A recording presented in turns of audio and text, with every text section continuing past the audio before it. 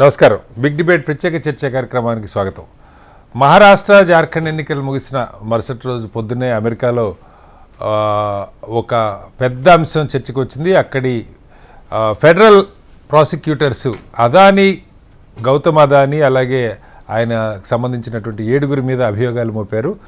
భారత్లో అతిపెద్ద solar plant కోసం $265 మిలియన్ అనగా దాదాపు 2,000 కోట్ల రూపాయలు లంచం చూపారని, దాని ద్వారా ఒక 20 ఏళ్లలో $2 బిలియన్ లాభాలను ఆర్జిస్తామని పేరు చెప్పి, ఈ పేరుతో అమెరికాలో పెట్టుబడిదారుల దగ్గర నుంచి, రుణదాతల నుంచి దాదాపు $3 బిలియన్ వసూళ్లు చేశారని పెట్టుబడుల రూపంలో. ఇది అమెరికా స్టాక్ మార్కెట్ నియమాలను ఉల్లంఘించడం కింద భావించి అక్కడ బ్రూక్లిన్ ఫెడరల్ డిస్ట్రిక్ట్ అటార్నీ కోర్టులో కేసు వేశారు. దాని మీద వాదోపాదాలు జరుగుతున్నాయి. 7 మీద అరెస్ట్ వారెంట్ జారీ చేసినట్టుగా తెలుస్తుంది. భారత్తో అమెరికాకి ఆర్థిక నేరస్తుల అప్పగింతకు సంబంధించిన ఒప్పందాలు కూడా ఉన్నాయి. అయితే అదానీ గారి ప్రస్థానం అసలు ఎలా మొదలైంది? అతి తక్కువ కాలంలో దాదాపు 15-20 ఏళ్లలోనే భారతదేశంలో అత్యున్నత సంపన్నుడిగా ఎలా ఎదిగారు? ముఖ్యంగా మౌలిక రంగాలకు సంబంధించి ప్రభుత్వాల నుంచి పెద్ద ఎత్తున అనుమతులు, కాంట్రాక్ట్లు పొందగలిగారు. బీజేపీకి అదానికి ఉన్నటువంటి సంబంధం ఏమిటని ప్రతిపక్షాలు దశాబ్దాలకు ప్రశ్నిస్తున్నాయి. ఎన్ని అంశాల మీద ఇవాళ బిగ్ డిబేట్లో చర్చలో మనతో పాటు లక్ష్మణ్ గారు, ప్రముఖ రాజకీయ సామాజిక విశ్లేషకులు మనతో లైవ్లో ఉన్నారు. అలాగే దేవి ప్రసాద్ గారు, బీఆర్ఎస్ పార్టీ సీనియర్ నాయకులు కూడా మనతో జాయిన్ అవుతున్నారు. మనతో స్టూడియోలో గౌరీ సతీష్ గారు, కాంగ్రెస్ పార్టీ సీనియర్ నాయకులు ఉన్నారు. మరి కాసేపట్లో కిషోర్ పోరెడ్డి గారు భారతీయ జనతా పార్టీ నుంచి జాయిన్ అవుతారు. అలాగే రాంబాబు గారు, ప్రముఖ బ్యాంకింగ్ రంగ నిపుణులు కూడా మనతో జాయిన్ అవుతారు. ముందుగా లక్ష్మణ్ గారు నమస్కారం. నమస్తే కటారి గారు. లక్ష్మణ్ గారు, మీరు విన్నారో లేదో నాకు తెలియదు కానీ ఒక 20 ఏళ్ల క్రితం అయితే నేను అదానీ పేరు వినలా. అంబానీలు ఒక 2-3 తరాలుగా కనీసం 40-50 ఏళ్ళుగా ఈ వ్యాపార రంగంలో ఉన్నారు. అలాగే టాటాలు 100 ఏళ్ళు పైనుంచి ఉన్నారు. పెద్ద పెద్ద వ్యాపారవేత్తలు కనీసం 2-3 తరాలు పట్టింది. అదానీ గారి విషయం ఒక 15 ఏళ్ళు లేకపోతే 20 ఏళ్ళు మించి ప్రస్థానం లేదు. కానీ కరోనా కాదు, మరొకటి కాదు, ఇవాళ ఎక్కడో పత్రికల్లో రాశారు, సునామీలాగా డబ్బులు ఆయన అకౌంట్లో వచ్చి పడిపోతున్నాయి, ఆయన కంపెనీలు వచ్చి పడిపోతున్నాయి, షేర్లు ఆకాశానికి పాగుతున్నాయని వార్తలు చాలా కాలం నుంచి వస్తున్నాయి. ఆ మధ్యకాలంలో హిండెన్బర్గ్ నివేదిక కూడా వచ్చింది. అప్పుడు వాళ్ళ మీద ఎలిగేషన్స్ చేశారు. వాళ్ళు షార్ట్ సెల్లింగ్ కంపెనీలు అని చెప్పి అవి మార్కెట్లో ఒడిదుడుకుల కోసం ప్రయత్నం చేస్తాయని చెప్పి వాళ్ళ మీద ప్రచారం చేశారు. బట్ ఇవాళ ఇది ఎవరో చేసింది కాదు, అమెరికా అత్యున్నత ఫెడరల్ FBI నివేదిక ఆధారంగా, ఫెడరల్ బ్యూరో ఆఫ్ ఇన్వెస్టిగేషన్ నివేదిక ఆధారంగా ఫెడరల్ ప్రాసిక్యూటర్లు అక్కడి కోర్టులో ఈ కేసును పెట్టారు. అమెరికా స్టాక్ మార్కెట్ నియమాలను ఉల్లంఘించి తప్పుడు సమాచారంతో కొన్ని అంతర్జాతీయ ఫైనాన్షియల్ ఇన్స్టిట్యూషన్స్ ఇచ్చినటువంటి సర్టిఫికేట్స్తో ఇక్కడ లంచాలు ఇచ్చి పర్మిషన్లు తెచ్చుకోవటమే కాకుండా ఈ తప్పుడు సమాచారం చూపించి అక్కడ పెట్టుబడులు దాదాపు $3 బిలియన్ పెట్టుబడులు సేకరించారు అని చెప్పి అలిగేషన్. దాని మీద అరెస్ట్ వారెంట్ కూడా ఇష్యూ చేశారు. ఎలా అర్థం చేసుకోవాలి? కటారి గారు, మీకు, దేవప్రసాద్ గారు, మిగిలినటువంటి మిత్రులకి, ప్రేక్షకులకు నమస్తే. ఓకే. అదానీ చుట్టూ అవినీతి కుంభకోణాలు పదే వెలుగులోకి వస్తున్నాయి. మీరన్నట్లు అదానీ గారి పేరు గుజరాత్ పారిశ్రామికవేత్తగా విన్నాం కానీ మోడీ గారు వచ్చిన తర్వాత ప్రధానమంత్రిగా ఆయన ఒక్కసారిగా జాతీయ ఆర్థిక వ్యవస్థనే నియంత్రించేటువంటి స్థాయికి ఎదగగలిగారు గడచిన 10 సంవత్సరాల కాలంలో. ఈ ఒక్క విషయాన్నే బట్టే మనకు అర్థమైపోతుంది, సామాన్యుడికి కూడా బోధపడుతుంది. రాజకీయ నాయకత్వానికి, కార్పొరేట్ బిజినెస్ పీపుల్కి మధ్య ఉన్నటువంటి బంధం ఎప్పుడైతే రాజకీయ నాయకత్వంతో వ్యాపారవేత్తలకి, వ్యాపార సంస్థలకి బంధం ఏర్పడుతుందో దేశ ఆర్థిక స్వావలంబనానికే అది ముప్పు తెచ్చిపెడుతుంది. ఈరోజు అదానీ వ్యవహారాలు, ఈ కుంభకోణాలు ఒక్కొక్కటే వెలుగులేకు చూస్తున్నాయి.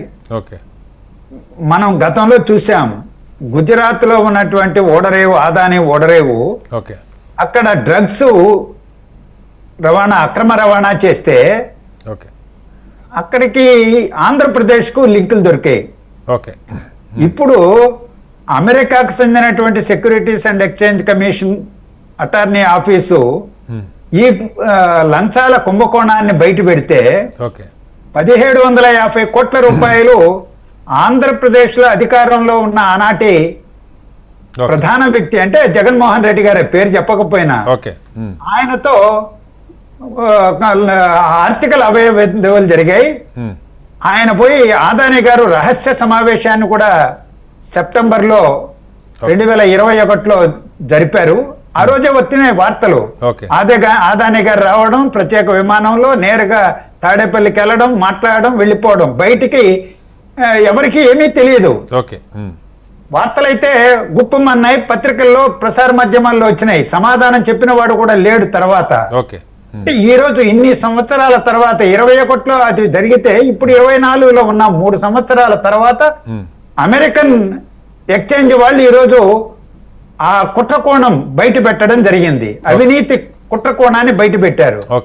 సోలార్ ఎనర్జీకి సంబంధించిందే 9,000 మెగావాట్లకు సంబంధించినటువంటి ఒప్పందాలు, పవర్ పర్చేసింగ్ అగ్రిమెంట్స్. రాజస్థాన్ లో ప్లాంట్ ఉంటుంది, ఈ ఆంధ్రప్రదేశ్ కు సరఫరా చేసి ఇక్కడ విద్యుత్తును వినియోగదారులకు ఇస్తారు. లైన్ లాసెస్ ఎంత, పర్చేసింగ్ రేట్ ఎంత, వినియోగదారుడికి పడేటువంటిది ఎంత. ఇక్కడ ఆంధ్రప్రదేశ్ లో ఉన్నటువంటి సోలార్ ప్లాంట్లన్నింటినీ కూడా దివాలా తీయించారు, వాళ్ళ దగ్గర నుంచి కొనకుండా. ఎంఓఏలు రద్దు చేశారు. కేంద్ర ప్రభుత్వం కూడా హెచ్చరికలు చేసినా ఖాతరు చేయలేదు. దాని పర్యవసనంగా ఈ రోజు ట్రూ యాప్ ఛార్జీలు వినియోగదారులను గోల్డ్ కొట్టి గత ప్రభుత్వం వసూలు చేసింది, ఈ ప్రభుత్వం వసూలు చేయడానికి రంగం సిద్ధం చేసుకున్నది. అంటే ఈ అవినీతి కుంభకోణాలు, లంచగొండితనం అనేటువంటిది ఏ విధంగా ప్రజలని, వినియోగదారులని ప్రభావితం చేస్తున్నది, వాళ్ళను దోపిడీకి గురి చేస్తున్నది. మీరు దేశంలో ఉన్న ఆల్మోస్ట్ అన్ని మేజర్ పోర్ట్లు అదాని చేతిలోనే ఉన్నాయి, అన్ని మేజర్ ఎయిర్పోర్ట్లు అదాని చేతిలో ఉన్నాయి, ఎనర్జీ సెక్టర్ మొత్తం అదాని చేతిలోనే ఉంది. బొగ్గు గనులన్నీ కేవలం భారతదేశంలోనే కాదు సార్, ఆస్ట్రేలియాలో, శ్రీలంకలో, బంగ్లాదేశ్లో కూడా భారీగా. అంటే ప్రధానమంత్రి గారే వెంట పెట్టుకుని ఆస్ట్రేలియాలో ఒప్పందాలు చేయించారు. ఈ రోజు గంగవరం పోర్టు, అదే రాబోతున్నాను నేను, గంగవరం పోర్టులో రాష్ట్ర ప్రభుత్వానికి ఉన్న 10.4% వాటాలని ఎవరికి అమ్మారు? అదానికి అమ్మారు. కృష్ణా పోర్టుని ఎవరు కొన్నారు? అదానినే కొన్నాడు. ఈ రోజు కృష్ణపట్నం ఓబులవారిపల్లి రైల్వే లైన్, అక్కడ ప్యాసింజర్ రైళ్లు పరుగులు తీస్తాయన్నారు ప్రారంభించినప్పుడు మాజీ ఉపరాష్ట్రపతి వెంకయ్యనాయుడు గారు. ఈ రోజుకి 5 ఏళ్లు గడిచిపోయింది, ప్యాసింజర్ రైలు నడవడంలా. ఎంఓయూ చేసుకున్నారు అదాని కంపెనీతో. అక్కడ గూడ్స్ బండ్లు తప్ప మరొకటి నడవడానికి వీల్లేదని గూడ్స్ బండ్లే నడుపుతున్నారు. 850 కోట్ల రూపాయలు రైల్వేస్ ఖర్చు పెట్టింది ఆ రైల్వే లైన్ వేయడానికి. ఎన్ని దుర్మార్గాలు! 1, 2, 3 ఆంధ్రప్రదేశ్ లోనే, ఇక దేశవ్యాప్తంగా కోకొల్లలు. మీరు అన్నట్టు విమానాశ్రయాలు, బొగ్గు గనులు అన్ని కూడా, రైల్వేలు. ఈ రోజు అందుకనే ఆయన అలా పెరగలిగాడు. అవినీతి కుంభకోణాలు ఒక్కొక్కటే బయటకు వస్తున్నాయి. ప్రపంచ ఆర్థిక వ్యవస్థనే కుదపగలిగినటువంటి యంత్రాంగం, ఆర్థిక వ్యవస్థ అనేటువంటి అమెరికా నుంచే ఈ రోజు ఈ అవినీతి కుంభకోణం బయటకు వచ్చింది అనేది మనం గమనంలో తీసుకోవాలి. దేవిప్రసాద్ గారు, ఇక్కడ దాదాపు ఇవాళ 2 లక్షల కోట్ల వరకు ఎవరైతే ఇన్వెస్టర్స్ ఉంటారో స్టాక్ మార్కెట్లో పెట్టుబడులు పెట్టిన వాళ్ళు, ప్రతి షేరు అదానికి సంబంధించిన ప్రతి షేరు కనీసం 14% నుంచి 20% దాకా పడిపోయినాయి. Adani energy solutions, Adani enterprises, Adani power, ఇలా ఒకటి కాదు, దాదాపు ఒక్క రోజులోనే 2 లక్షల కోట్ల రూపాయల మదుపర్ల డబ్బు ఆవిరైపోయింది. ఇది ఎవరి పాపం? ఇప్పుడు ఆ కోర్టులు, అంతర్జాతీయ కోర్టులు, ఆర్థిక నేరాలు మనం చూసాం. గతంలో తెలుగు రాష్ట్రాలకు సంబంధించిన ఒకళ్ళిద్దరు పెద్దల విషయంలో మొత్తం తుడిచిపెట్టుకుపోయినటువంటి పరిస్థితి. బట్ ఈ కేసులో ఇవాళ సరే అన్ని రాష్ట్రాల్లో ప్రభుత్వాలు వచ్చి పెట్టుబడులు పెడతామంటే ఎవరు వద్దనరు, కానీ ప్రధానంగా ఇతని వ్యాపారాలు సార్ మనకు తెలియంది కాదు దేవిప్రసాద్ గారు. ఇదేదో మార్కెట్లో రీటైల్ రంగంలో పోటీపడి ఓ బట్టల దుకాణమో లేకపోతే ఇంకొకటో కాదు, ప్రధానంగా మౌలిక రంగాలు, మౌలిక వస్తువుల కల్పనకు సంబంధించి పోర్టులు, ఎయిర్పోర్ట్లు, ఇవి ప్రభుత్వాలు. మనం హైదరాబాద్లోనే విన్నాం, గతంలో జీవీకే వాళ్ళ చేతిలో బాంబే ఎయిర్పోర్ట్ ఉండేది, ఆ గ్రూపుని బలవంతంగా ఒత్తిడి చేసి మెడ మీద కత్తి పెట్టి లాగేసుకున్నారు. అలా ఇప్పుడు చెప్తా ఉన్నారు కృష్ణపట్నం పోర్టు కానీ మరొకటి కానీ పోర్టులు కావచ్చు, ఎయిర్పోర్ట్లు కావచ్చు, ఒక రకంగా ఒక బెదిరింపుతో, ఆ బెదిరింపు అదానీ గారు సొంతగా చేయగల బెదిరింపు కాదు, వెనకాల కొన్ని శక్తులుండి బెదిరింపజేసి వాళ్ళ దగ్గర నుంచి బలవంతంగా గుంజుకున్నారని బహిరంగంగా, ఆల్మోస్ట్ బహిరంగంగా రాహుల్ గాంధీ గారు కూడా చాలా సమావేశాల్లో మాట్లాడి ఇవన్నీ జరిగినాయి. బట్ ఇవాళ ఒక అంతర్జాతీయ స్థాయి న్యూయార్క్ స్టాక్ ఎక్స్చేంజ్ అంటే ప్రపంచంలో మొత్తం స్టాక్ మార్కెట్కి ఒక రకంగా హెడ్ క్వార్టర్ లాంటిది, ప్రపంచవ్యాప్తంగా ఉన్నది. అక్కడ ఈ ఆరోపణల మీద కేసులు నమోదైనాయి, అరెస్ట్ వారెంట్లు జారీ అయినాయి. భారత ప్రభుత్వం స్పందిస్తుందా? అదానీ గారిని ఒక అంతర్జాతీయ ఆర్థిక నేరగాడి కింద అప్పచెప్పే అవకాశం ఉందా? దేవిప్రసాద్ గారు మ్యూట్లో ఉన్నారు సార్, ఒకసారి అన్మ్యూట్ చేయండి దేవిప్రసాద్ గారు. ప్యానల్లో ఉన్న పెద్దలకు అందరికి నమస్కారం. లక్ష్మణ గారికి, మిగతా మిత్రులకు అందరికి కూడా. అంటే ప్రధానంగా ఈ రోజు చర్చ మన అదానీ అంబానీకి సంబంధించినటువంటి జరుగుతున్నటువంటి వ్యవహారాల మీద చర్చ చాలా కాలంగా మనం జరుపుతున్నాం శ్రీనివాస్ గారు. మనం కూడా అనేక డిబేట్లలో ఈ విషయాన్ని అనేక సందర్భాల్లో చెప్పినప్పటికి కూడా ఇవాళ అదానీ అంబానీకి వెనుకున్నది ఎవరు అనేటువంటి శక్తి అందరికి తెలిసినటువంటి అంశం, మనకేం రహస్యం లేదు. ఇవాళ డెఫినెట్ గా ప్రధాని మోదీ గారు మొత్తం ఎన్డీఏతో, అట్లాగే గతంలో కూడా కాంగ్రెస్ కు సంబంధించినటువంటి కొంతమంది పెద్దలు, వీళ్ళందరి వల్ల 15-20 ఏళ్లలో అదానీ ప్రపంచంలో ఒక అత్యంత సంపన్నుడైనటువంటి పెట్టుబడిదారిగా ఉన్నటువంటి నేపథ్యాన్ని మనం చూస్తా ఉన్నాం. ఆకాశం నుండి కింది సముద్రం వరకు ఉన్నటువంటి అనేక మౌలికమైనటువంటి వనరులన్నీ కూడా ఆయన చేతిలోనే ఉన్నాయి. ఇలా ప్రభుత్వ చేతిలో ఏమి లేవు. శ్రీనివాస్ గారు, మనం చెప్పుకోవడానికి కొంత సిగ్గుగా అనిపించినప్పటికీ కూడా ఆకాశం నుండి కింది వరకు కూడా అన్ని పాత మైన్స్ లోపటి వరకు కూడా ప్రతిదీ ఇవాళ అదానీ అంబానీకి సంబంధించినటువంటి చేతిలో ఉంది. కాబట్టి ఇవాళ ఈ విషయం అమెరికా ఎలక్ట్రానిక్ డివైసెస్ కూడా దొరికినాయని చెప్తా ఉన్నారు. ఫెడరల్ వాళ్ళకి సంబంధించినటువంటి వాళ్ళు సీజ్ చేశారు. సీజ్ చేయడం వల్ల ఇవాళ ఈ మొత్తంగా కూడా ఈ 4-5 రాష్ట్రాలకు సంబంధించినటువంటి వ్యవహారంగా చెప్తున్నప్పటికీ కూడా ఇంకెన్ని రాష్ట్రాలు వస్తాయో తెలియదు. ఈ కనీసం ఈ 4-5 రాష్ట్రాలకు సంబంధించినటువంటి ఏ ముఖ్యమంత్రి కూడా నాకు తెలిసి ఇప్పటి వరకు స్పందించలేదు. గతంలో ఉన్నోళ్ళు కావచ్చు, ఇప్పుడు ఉన్నోళ్ళు కావచ్చు, జగన్ కావచ్చు, గూగుల్ కావచ్చు. దురదృష్టం ఏంటంటే ఇవన్నీ కూడా ప్రతిపక్షాలే ఉన్నాయి శ్రీనివాస్ గారు. ఇక్కడ జగన్మోహన్ రెడ్డి ఓడిపోయిన ముఖ్యమంత్రి, అక్కడ ఛత్తీస్గఢ్ లో కాంగ్రెస్ సంబంధించిన ముఖ్యమంత్రి, అక్కడనేమో బీజేడీ ముఖ్యమంత్రి, ఒక డిఎంకేకి సంబంధించినటువంటి 4-5 ప్రభుత్వాలకు సంబంధించినటువంటి విషయంలో ఇప్పటి వరకు ఎవరైనా స్పందించలేదు. కానీ బీజేపీ మాత్రం స్పందించినటువంటి విషయం మనం చూస్తా ఉన్నాం. ఇదంతా కూడా చట్టం తాను చేసుకోబోతుంది, మాదేమీ లేదన్నటువంటి రీతిలో ఇలా భారతీయ జనతా పార్టీ మాట్లాడింది. రాహుల్ గాంధీ గారేమో ఎవరున్నా శిక్షించాలని చెప్తా ఉన్నారు. అందుకే తెలంగాణకు సంబంధించినటువంటి వరకు కూడా మొన్న 100 కోట్ల రూపాయలు దీనికి ఇచ్చిండు స్కిల్ యూనివర్సిటీకి. ఎందుకు ఇస్తారు? ఒక 100 కోట్ల రూపాయలు ఒక ప్రధాన పెట్టుబడిదారుడు వచ్చి తెలంగాణకు వచ్చి రేవంత్, అయ్యో అట్లాంటి మీరు ఎలక్షన్ బాండ్ ఎందుకు ఇచ్చారు సార్? వేల కోట్లు ఇది ఇంకా ఓపెన్ గా బహిరంగంగా ఇచ్చింది. 1000 కోట్ల ఎలక్షన్ బాండ్లు ఎందుకు ఇచ్చారు పార్టీలకి? ఇచ్చారు అన్ని పార్టీలకు ఇస్తున్నారు వాళ్ళు. ఈ పార్టీ ఆ పార్టీ అని కాదు. దానిలో అదానీ గారికి ₹1 కనపడలేదు sir. For your information Devi Prasad గారు, ఆ ఎలక్షన్ బాండ్స్ లో కనీసం మనకి ఇచ్చిన వాళ్ళు డైరెక్ట్ గా మీకు ఇచ్చినా, బీజేపీకి ఇచ్చినా, కాంగ్రెస్ కి ఇచ్చినా వాళ్ళు డైరెక్ట్ గా డబ్బులు కనపడుతున్నాయి. అదానీ గారికి పాపం ₹1 కనపడలేదు. ఎక్కడ ఏ పార్టీకి ఆయన ₹1 అధికారికంగా ఎలక్షన్ బాండ్ల రూపంలో కూడా ఇవ్వాలి. మరి ఎట్లా వెళ్ళింది అనేది మీరు చెప్పాలి. ఇప్పుడు 2150 కోట్లు ఇట్లనే వెళ్ళింటాయి అన్ని రాష్ట్రాలు. రాహుల్ గాంధీ గారిని స్టేట్ అవేగా మనం అందరం కూడా ఆయన డిమాండ్ చేసిండు, ఎవరున్నా శిక్షించాలో వెళ్ళనుకోండి. కానీ రాహుల్ గాంధీ గారు చెప్పాల్సింది ఏంటంటే, ఇటువంటి ఇప్పుడు ఇక్కడ రామన్పట్నంలో ఆయనతోని ఒప్పందం చేసుకుంటున్నారు సిమెంట్ కు సంబంధించి, ఇక్కడ ఒప్పందాలు చేసుకుంటారు. ఈ ఒప్పందాలు ఏవి జరిగినా దాని వెనుక మతలబు ఉంటుందని ఇలా బయటపడినటువంటి కుంభకోణం ద్వారా మనకు చాలా స్పష్టంగా కనబడతా ఉంది. కాబట్టి ఇప్పటికైనా ప్రభుత్వాలు ఆలోచించాలి. 4 స్పందించలేందుకు జగన్ మీద ఇన్ని ఆరోపణలు వస్తాయని ఒక్క మాట, కనీసం ఒక ట్వీటో ఒక ప్రకారమో మాకు సంబంధం లేదనో, మాకేం తెలియదనో, లేకుంటే ఏదో ఒకటి స్పందించాలి కదా. ఎవరు కూడా స్పందించలేదు. ఇలా అమెరికా పట్టింది కాబట్టి ఎలక్ట్రానిక్ డివైసెస్ దొరికినాయి, మెసేజ్లకు సంబంధించినటువంటి అది కూడా తీసిరట. వీళ్ళిద్దరి మధ్య జరిగినటువంటి అనేక చాటింగ్స్ కూడా ఇవాళ ఫెడరల్ వాళ్ళు తీసింది కాబట్టి ఇవాళ ఇది బయటపడ్డది. మీరు 250 మంది పార్లమెంట్ సభ్యులందరూ కూడా బయటకు వచ్చి ఇడెన్బర్గ్ నివేదిక మీద విచారణ జరపండి మహాప్రభ అంటే జరిపిందా? ఈ రోజు ప్రధానమంత్రి 250 పార్లమెంట్ లో దేశ చరిత్రలో మొదటిసారి సస్పెండ్ కాబట్టి వచ్చి అడిగిరు, ఏమడిగిరు? విచారణ చేయమన్నారు. నేను దోషి అని కూడా లేదు, విచారణ చేసి నిర్ణయించండి అంటే దాన్ని కొట్టిపాడేసారు. ఇవన్నీ కూడా ఇట్లా చేస్తారండి, దీన్ని కూడా కొట్టిపాడేస్తున్నారు. ఇలా అరెస్ట్ వారెంట్లు వచ్చినాయి, వీళ్ళని తీసుకోవాలి. డెఫినెట్ గా ఇందులో అదానీ అంబానీకి ఇలా మోదీ ప్రభుత్వం చేస్తున్నటువంటి విషయంలో చాలా స్పష్టంగా నగ్నంగా ఈ విషయాలన్నీ కూడా బయటపడతా ఉన్నాయి. ఇలా సమాధానం చెప్పాల్సినటువంటి బాధ్యత ప్రభుత్వాన్ని, అట్లాగే గతంలో ఉన్నటువంటి నలుగురు కూడా రాహుల్ గాంధీ గారు రాష్ట్రాలకు వద్దాం. ముందు పైనుంచి ఇది లేకుండా రాష్ట్రాల్లో జరుగుతాయా? ఇందాక లక్ష్మణ్ గారు చెప్పారు. లక్ష్మణ్ గారు చాలా విషయాలు చెప్పారు. నేను ఏమంటున్నా, ఆదానికి ఇంత ధైర్యము స్థైర్యము ఎక్కడిది? ఆ రాజకీయాలు ఆయనకు తోడు ఉండడం వల్లే.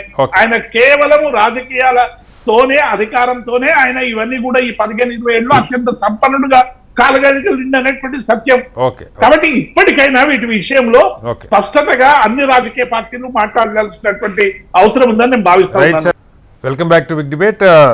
రాంబాబు గారు, ఇక్కడ స్పష్టంగా యుఎస్ సెక్యూరిటీస్ యాక్ట్ నిబంధనలను ఉల్లంఘించి కొన్ని అంతర్జాతీయ ఫైనాన్షియల్ ఇన్స్టిట్యూషన్స్ యొక్క నివేదికల్ని, వాళ్ళ మేబీ సర్టిఫికెట్స్, వాళ్ళ భరోసాని చూపించి ఇక్కడ లంచాలతో కొన్ని పెద్ద పెద్ద ప్రాజెక్టులు సేకరించి వీటన్నిటిని పెట్టి దాదాపు $3 బిలియన్ అమెరికా ఇన్వెస్టర్స్ లేదా అమెరికా లోన్స్ ఇచ్చే వాళ్ళ దగ్గర నుంచి కూడా కలెక్ట్ చేశారని ఫెడరల్ FBI ఎలిగేషన్స్, అక్కడ ఫెడరల్ ప్రాసిక్యూటర్స్ దీని మీద అక్కడ కోర్టులో కేసు వేశారు.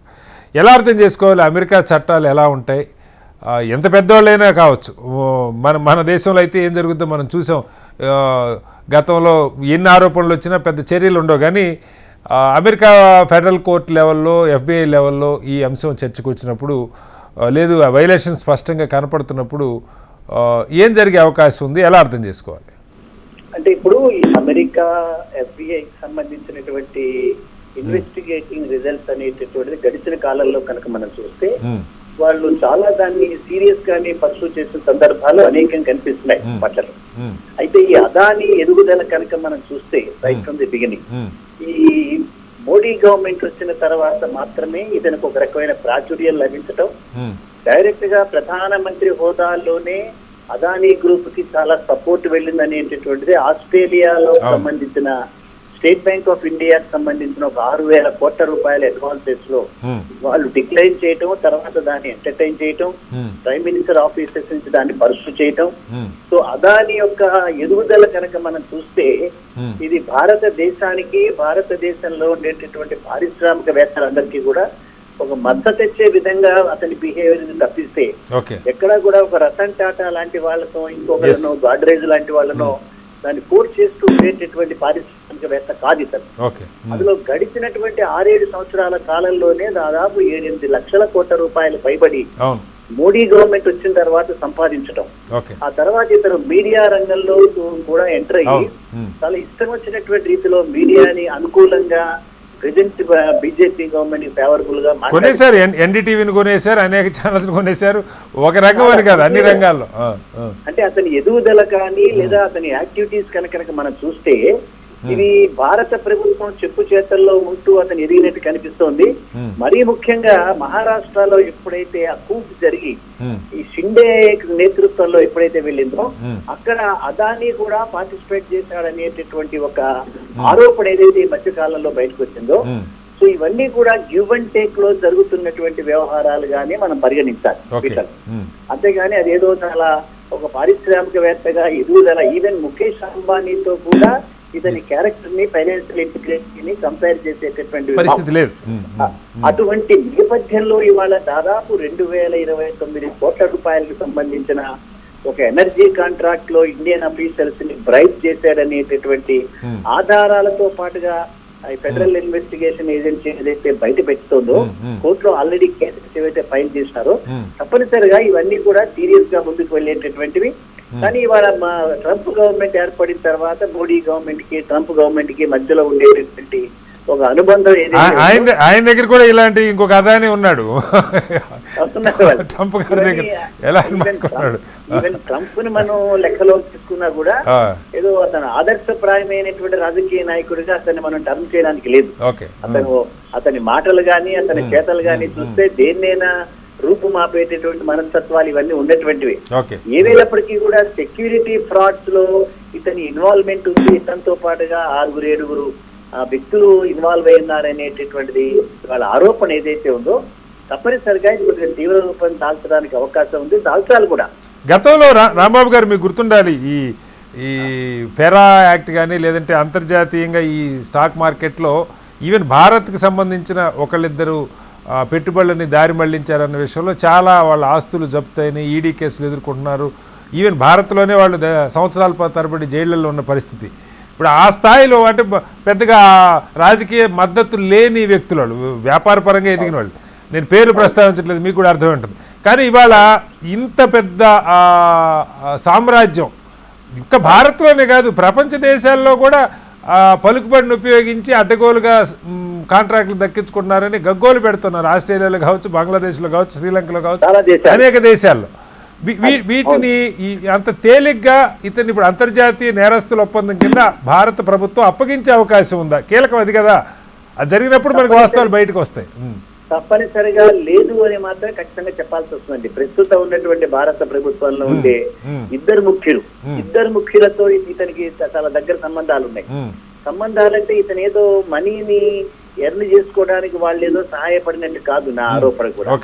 నా ఆరోపణ ఏంటంటే వాళ్ళందరూ భాగస్వాములు దీంట్లో.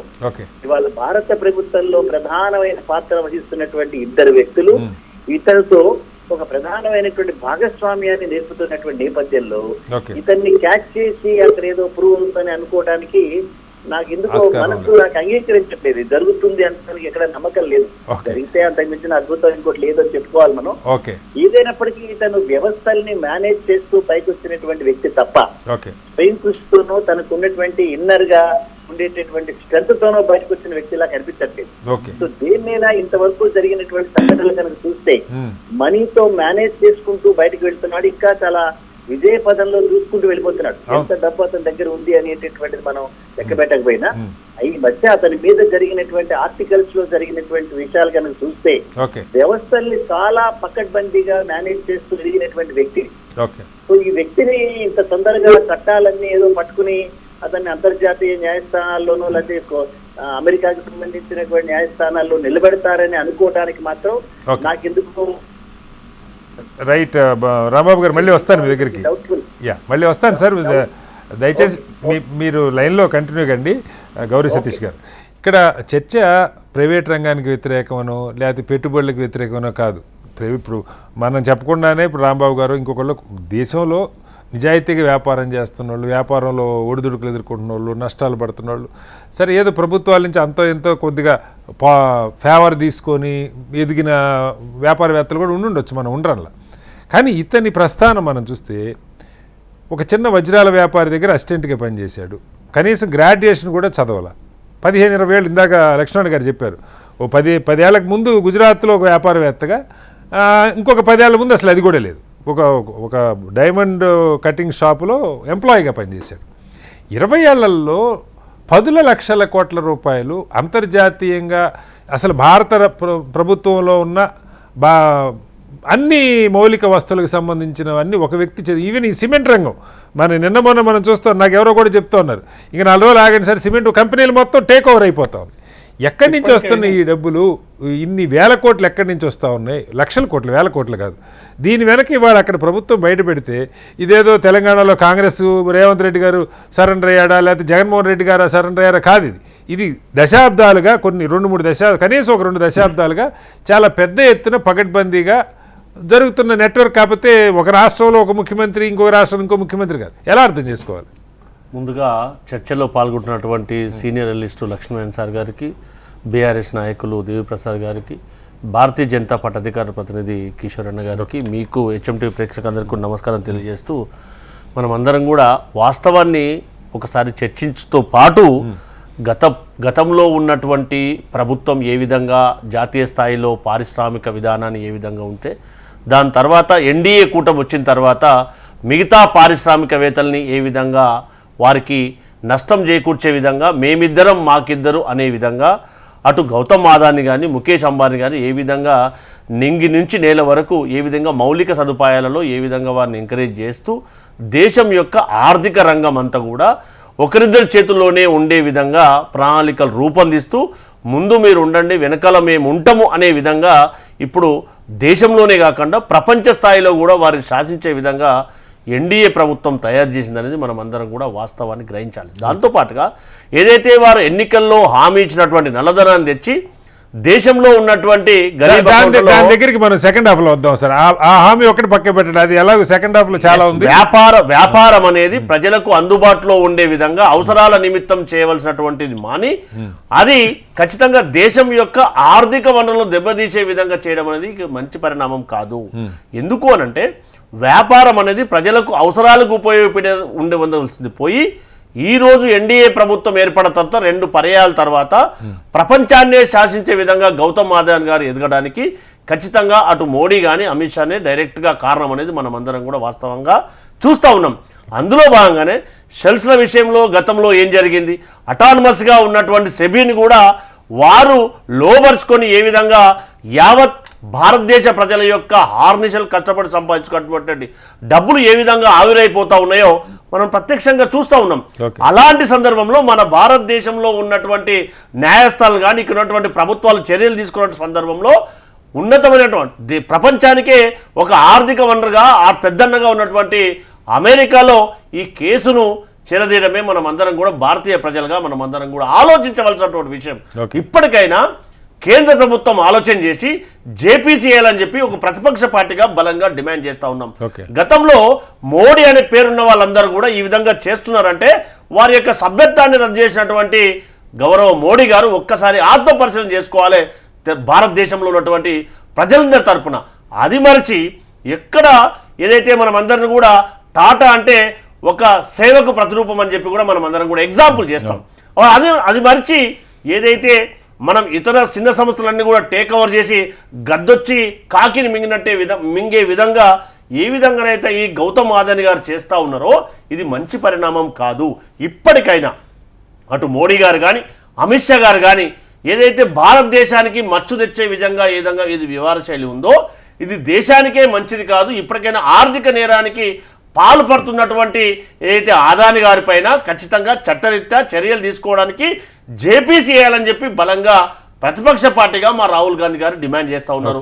దానిపైన కేంద్ర ప్రభుత్వం చిత్తశుద్ధి ఉంటే ఎస్ మేము చేయలేదు, మా వ్యక్తి చేయలేదు, మేము చేయలేదు అని చెప్పి మా అంతరాత్మ ఒప్పుకుంటుంది, మా ఆత్మ కూడా చేయలేదని చెప్పి మీరు బలంగా ప్రజలకు చెప్పడానికి ప్రయత్నం చేయండి. మీలో అన్ని ప్రభుత్వ రంగ సంస్థలు మీ కంట్రోల్లో ఉన్నాయి కదా, మీరు నచ్చితే నజరాన్ని నచ్చకపోతే జరిమానా వేస్తున్నటువంటి ప్రభుత్వ రంగ సంస్థలన్నీ కూడా మీ అధీనంలో ఉన్నాయి కదా.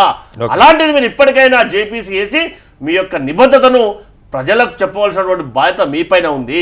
కాబట్టి గతంలో మీరు ఏ విధంగానైతే చెప్పారో వాటినన్నిటిని నెరవేర్చడంతో పాటుగా భారతదేశంలో ఉన్నటువంటి అన్ని పారిశ్రామిక రంగాలకు అందరినీ కూడా సమానంగా చూడవలసినటువంటి మీరు చిన్నవారిని అందరినీ మింగేసి మేమిద్దరమే ఈ దేశాన్ని ఈ ప్రపంచాన్ని వీరిద్దరే శాసించాలనే విధంగా ఉండడం అనేది ఏ రకంగా ఆలోచన చేయవలసినటువంటి అంశం గురించి శోచనీయ అంశం కాదు. కాబట్టి ఇప్పటికైనా మోడీ గారు కల్పించుకొని మీ చిత్తశుద్ధిని చాటవలసినటువంటి సమయం ప్రపంచ దేశాలే అన్ని కూడా మన వైపు చూసే విధంగా అమెరికా ఫెడరల్ ఏదైతే FBI తీర్పునియడం జరుగుతుంది. కాబట్టి ఆ రకంగా ఆలోచన చేయడానికి ఎన్డీఏ కూటమి ప్రయత్నం చేయాలని చెప్పి కూడా అప్పీల్ చేయాల్సినటువంటి సందర్భం. ఓకే కిషోర్ గారు, ఇక్కడ భారత ప్రభుత్వం నుంచి స్పందన ఏమొస్తుంది అన్నది కీలకం. ఈ ఎలిగేషన్స్ ఏదో ప్రతిపక్షాలు రాహుల్ గాంధీ గారో లేకపోతే బీఆర్ఎస్ నాయకులు లేకపోతే ఇంకొకటి వామపక్షాల్లో చేసింది కాదు. అక్కడ కోర్టుల్లో పూర్తి ఆధారాలతో వాదనలు జరిగినాయి, అరెస్ట్ వారెంట్లు జారీ అయినాయి 7 మీద. దీని మీద ప్రభుత్వం ఎలా సరే ఇక్కడ ఎవరికి సంబంధాలు ఉన్నాయి, ఏ రాష్ట్ర ప్రతిపక్ష పార్టీలకు ఉన్నాయి, అధికార పక్షానికి ఉన్నాయి సెకండరీ. భారత ప్రభుత్వం స్పందన ఏ రకంగా ఉండే అవకాశం ఉన్నది? సార్ ముందుగా శ్రీనివాస్ గారు మీకు అట్లాగే లక్ష్మీనారాయణ గారికి, దేవిప్రసాద్ గారికి, గౌరీ సతీష్ గారికి, రాంబాబు గారికి, మన HMTV ప్రేక్షకులందరికీ నమస్కారం. చెప్పండి. ముందుగా నాకు ఒక్క 2 నిమిషాలు షూర్. సార్, మిగతా వారికి ఇచ్చినట్లుగానే నాకు ఒక 2-3 నిమిషాలు ఇవ్వండి ఓకే, సార్. చెప్పండి సార్, కావాల్సినంత టైం ఉంది, చెప్పండి. నావి ఒక 5 ప్రశ్నలు ఉన్నాయి. 5 ప్రశ్నలు కాదు, 5 విషయాల మీద మాట్లాడదాం. చెప్పండి. ముందుగా రాహుల్ గాంధీ గారు కరప్షన్ జరిగిపోయింది అని చెప్పి ఒప్పుకున్నారు చేయబట్టి, ఇక్కడ లంచాలు ఇవ్వబడ్డాయి అని చెప్పి ఒప్పుకున్నారు చేయబట్టి, మరి ఛత్తీస్గఢ్ ప్రభుత్వము కాంగ్రెస్ హయాంలో ఉన్న ఛత్తీస్గఢ్ ఎవరికి ఇచ్చారు అని అభియోగము రాష్ట్ర ప్రభుత్వాలకు ఇచ్చారని. అందులో ఒకటి ఛత్తీస్గఢ్ ప్రభుత్వము, అది కాంగ్రెస్ ప్రభుత్వం. మరి అందులో వారి వాటా ఎంత, రైట్, వారు ఏం చర్యలు తీసుకోబోతున్నారు మీరు చూడండి సార్. ఇప్పుడు రాహుల్ గాంధీ గారు వచ్చి ప్రెస్ కాన్ఫరెన్స్ పెట్టినప్పుడు అసలు ఎక్స్పెక్ట్ చేసింది ఏంటి అంటే, ఇట్లాంటి న్యూస్ వచ్చినప్పుడు వారి ప్రభుత్వం మీద వారు వచ్చి సంజాయిషి ఇచ్చుకుంటారు, లేదు మేము చేయలేదన్నా చెప్పాలి, లేకపోతే చేశాము మరి దానికి ఇగో వీరు పలానా వారు శిక్షార్హులు, వారిని ఎమ్మటే మేము పార్టీ నుంచి బహిష్కరిస్తున్నాము అని చెప్పలేదు, అదన్నా చెప్పాలి. అది చెప్పలేదు అంటే మరి వారికి వచ్చిన వాటా ఏంటి దాని మీద మొదటిది. రెండవది, ఇండి కూటమిలో ఉన్న డిఎంకే వారు 2వ రాష్ట్ర ప్రభుత్వం. మరి ఇప్పుడు ఇండి కూటమిలో ఉన్న రాష్ట్ర ప్రభుత్వాలు లంచాలు తీసుకున్నాయి. ఛత్తీస్గఢ్ రాష్ట్ర ప్రభుత్వం కాంగ్రెస్ ప్రభుత్వం లంచం తీసుకుంది. ఇప్పుడు బీజేడీ అండ్ వైఎస్ఆర్సీపీ అయితే అవి ఇటు ఇండిలో లేవు, అటు అందులో లేవు. సరే, ఇప్పుడు ఆల్రెడీ మా కూటమి ప్రభుత్వం ఉంది ఆంధ్రప్రదేశ్ లో, ఆ కూటమి కాకుండా వైఎస్ఆర్సీపీ వారు లంచాలు తీసుకున్నారన్నది అభియోగం. మరి ఈ విషయాల మీద వారి గురించి మాట్లాడట్లేరు. వీరి ప్రభుత్వాలు, వీరి ఇండి కూటమిలో ఉన్న ప్రభుత్వాలు తీసుకున్న లంచాల గురించి కూడా రాహుల్ గాంధీ గారు మాట్లాడట్లేదు. నేను డిమాండ్ చేస్తున్నాను కాంగ్రెస్ వారు, మరి అమెరికాలో ఒక కోర్టులో ఒక ప్రాసిక్యూటర్, ఇప్పుడు జరిగింది ఏంటి అంటే అక్కడ ఏదో స్టాక్ ఎక్స్చేంజ్ ది మన సెబీ లాంటిదో గానీ, లేకపోతే ఇంకొక FBI అన్నారు, అది కానీ ఇదంతా కాదండి. అది అక్కడ జరిగింది ఏంటంటే ఫారిన్ కరప్షన్ ప్రాక్టీసెస్ యాక్ట్ అని ఒకటి ఉంటుంది. అమెరికా సంస్థలు ఏమైనా విదేశాల్లో వ్యాపారం చేస్తూ అక్కడ గవర్నమెంట్ ఆఫీసర్లని లంచాలు ఇచ్చినట్లయితే అమెరికాలో ఆ కంపెనీ వారిని శిక్షార్హులు అవుతారు. అదే ఫారిన్ కంపెనీ అయినా కూడా ఒకవేళ అమెరికాలో ఆఫీసర్లకు ఎవరైనా చేస్తే వారు శిక్షార్హులు అవుతారు. ఇక్కడ అదానీ వారు ఇండియా కంపెనీ గానీ ఇంకొక కంపెనీ ఏదైతే ఉందో అమెరికాలో ఇంకో కంపెనీతో కూడా టైప్ ఉన్నట్టుంది. ఆ కంపెనీ మారిషస్ బేస్డ్, కానీ వారికి అమెరికాలో కూడా కొంత లావాదేవీలు ఉన్నాయి చేయబట్టి అని చెప్పి ఇదంతా లాగారు. ఓకే, ఒక్క నిమిషం, దానికి మనకేమి నేను టెక్నికల్ విషయం చెప్తున్నాను, అర్థం చేసుకోవాలి. మనకేమో అదాని మీదనో ప్రధాని మీదనో కోపం ఉంది కదా అని చెప్పి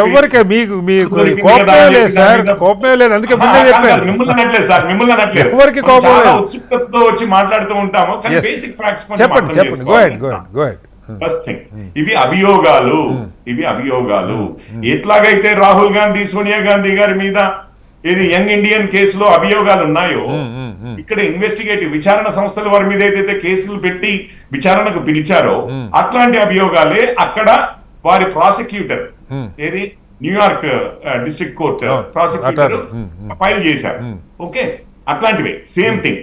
సో ఇప్పుడు అభియోగాలు వచ్చాయి చేయబట్టి అది రాహుల్ గాంధీ గారి ఇది చూడండి, భారతీయ వ్యవస్థ అని అంటే భారతీయులన్నా భారతీయ వ్యవస్థ అన్నా గానీ వారికి ఉన్న గౌరవం చూడండి.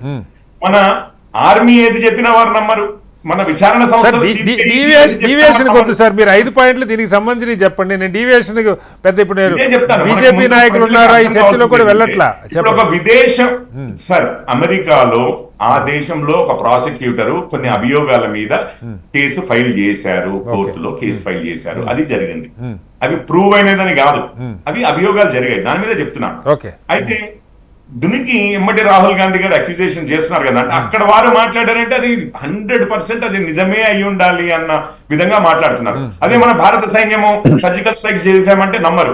సుప్రీంకోర్టు ఏదైనా రూలింగ్ ఇచ్చిందంటే సుప్రీంకోర్టు జడ్జిల్ని కూడా అమ్ముడుపోయారు అని చెప్పి మాట్లాడుతూ ఉంటారు కాంగ్రెస్ వారు. మీడియా అంటే గోడి మీడియా అంటారు. ఎలక్షన్ కమిషన్ అంటే మొత్తం ఈవీఎంల మీద ఇప్పటికీ 100 సార్లు ఈవెన్ సుప్రీంకోర్టు కూడా కొట్టిపడేస్తే కూడా ఈవీఎంల ద్వారా నాశనమే. అసలు భారత వ్యవస్థ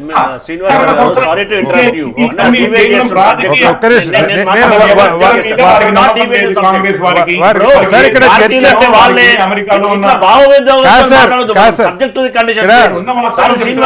కిషోర్ గారు మిమ్మల్ని కిషోర్ గారు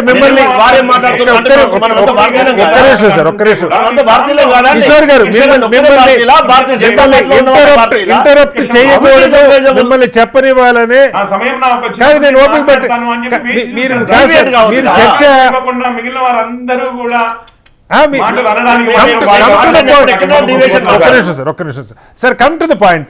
ఇవాళ కాంగ్రెస్ చరిత్ర కాంగ్రెస్ సార్ రాహుల్ గాంధీ గారు టకీమన్ లేచి ఇప్పుడు నిన్ననే ఎగ్జిట్ పోల్స్ వచ్చినాయి సార్, జార్ఖండ్ మహారాష్ట్ర ఏమవుతుందో వాళ్ళు గెలిస్తే గెలుస్తారు, ఓడిపోతారు.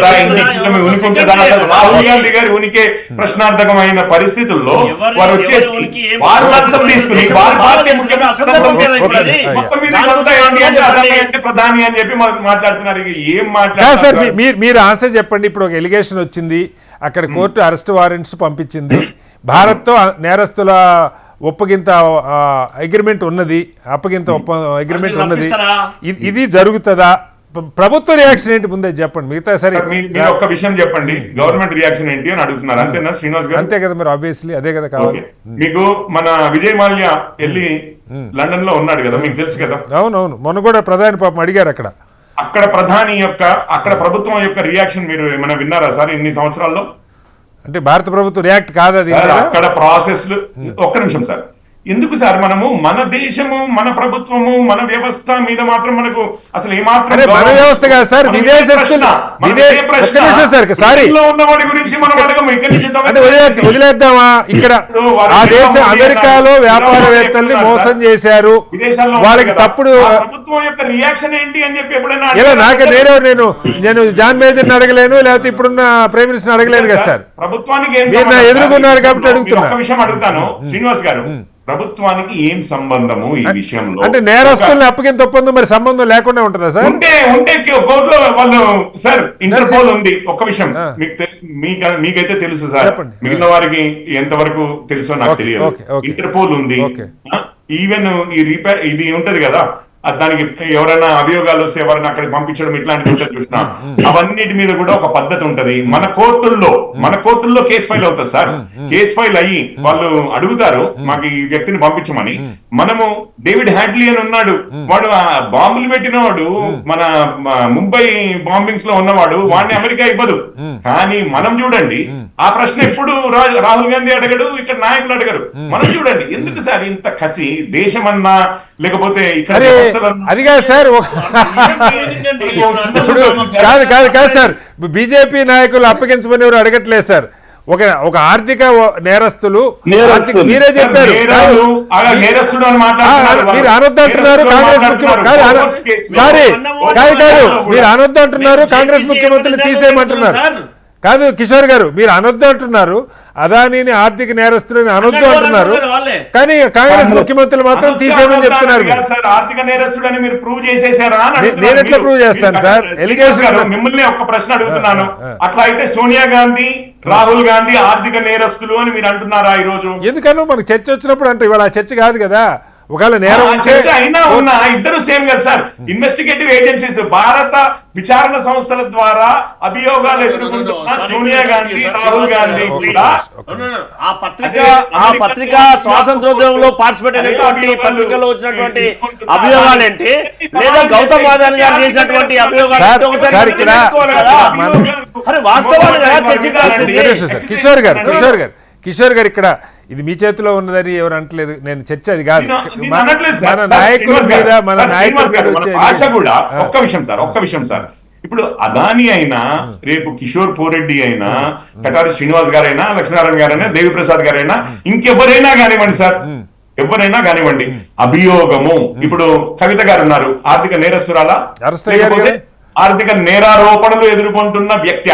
చెప్పండి నాకు. అవును, ఆర్థిక నేరారోపణ మనం ఏం వాడతాము అనేది. ఆర్థిక నేరారోపణ ఎదుర్కొంటున్న వ్యక్తే కోర్టులు అరెస్ట్ చేసి వాదనలు జరిగినాయి, బెయిల్ వచ్చింది. ఆయన ఎదుర్కొంటుంటే ఒక్క నిమిషం విదేశీ కోర్టుల ద్వారా ఆర్థిక నేరారోపణలు ఎదుర్కొంటున్న వ్యక్తి. చెప్పండి నాకు టర్మాలజీ ఏదైనా పర్వాలేదు. వారికి ఆ కోర్టులకి మన భారత వ్యవస్థ, మన కోర్టుల వ్యవస్థ ఉంటది. ఆయన ఎక్స్ట్రడైట్ చేయాలి అంటే ఇక్కడ ఆయన కోర్టులకు, ఇప్పుడు విజయ్ మాల్యా అక్కడ లండన్ లో ఏం చేశాడు, మిగిలిన వాళ్ళందరూ మన భారత ప్రభుత్వం ఎంతో మందిని ఇక్కడి నుంచి బ్యాంకులకు లోన్లు తీసుకొని ఇంకో తీసుకొని ఎగ్గొట్టి వెళ్ళిపోయారనే వాళ్ళందరి మీద మనం ఏదైతే ఆర్థిక నేరాలు ఆరోపించిందో మన ప్రభుత్వము, మన ప్రభుత్వ విచారణ సంస్థలు, మన కోర్టులు, వారందరికీ కూడా ఒక ఎక్స్ట్రడిషన్ ప్రాసెస్ ఉంటది. ఆ ప్రాసెస్ వాళ్ళు ఫాలో అవ్వాల్సి వస్తుంది. మోడీ గారు 2014లో ఆ చర్చ నేను సెకండ్ హాఫ్లో పెట్టుకుందాం అనుకున్నాను. 2014లో ఈ పాయింట్లు ఏమి చెప్పాలా, ప్రభుత్వాలకు ఒక ఎక్స్ట్రడిషన్ ప్రాసెస్ ఉంటుంది, ఒక ప్రొసీజర్ ఉంటుంది, వీళ్ళు చేత కాలేదు దద్దమ్మలు, వీళ్ళు తేలేకపోయారు.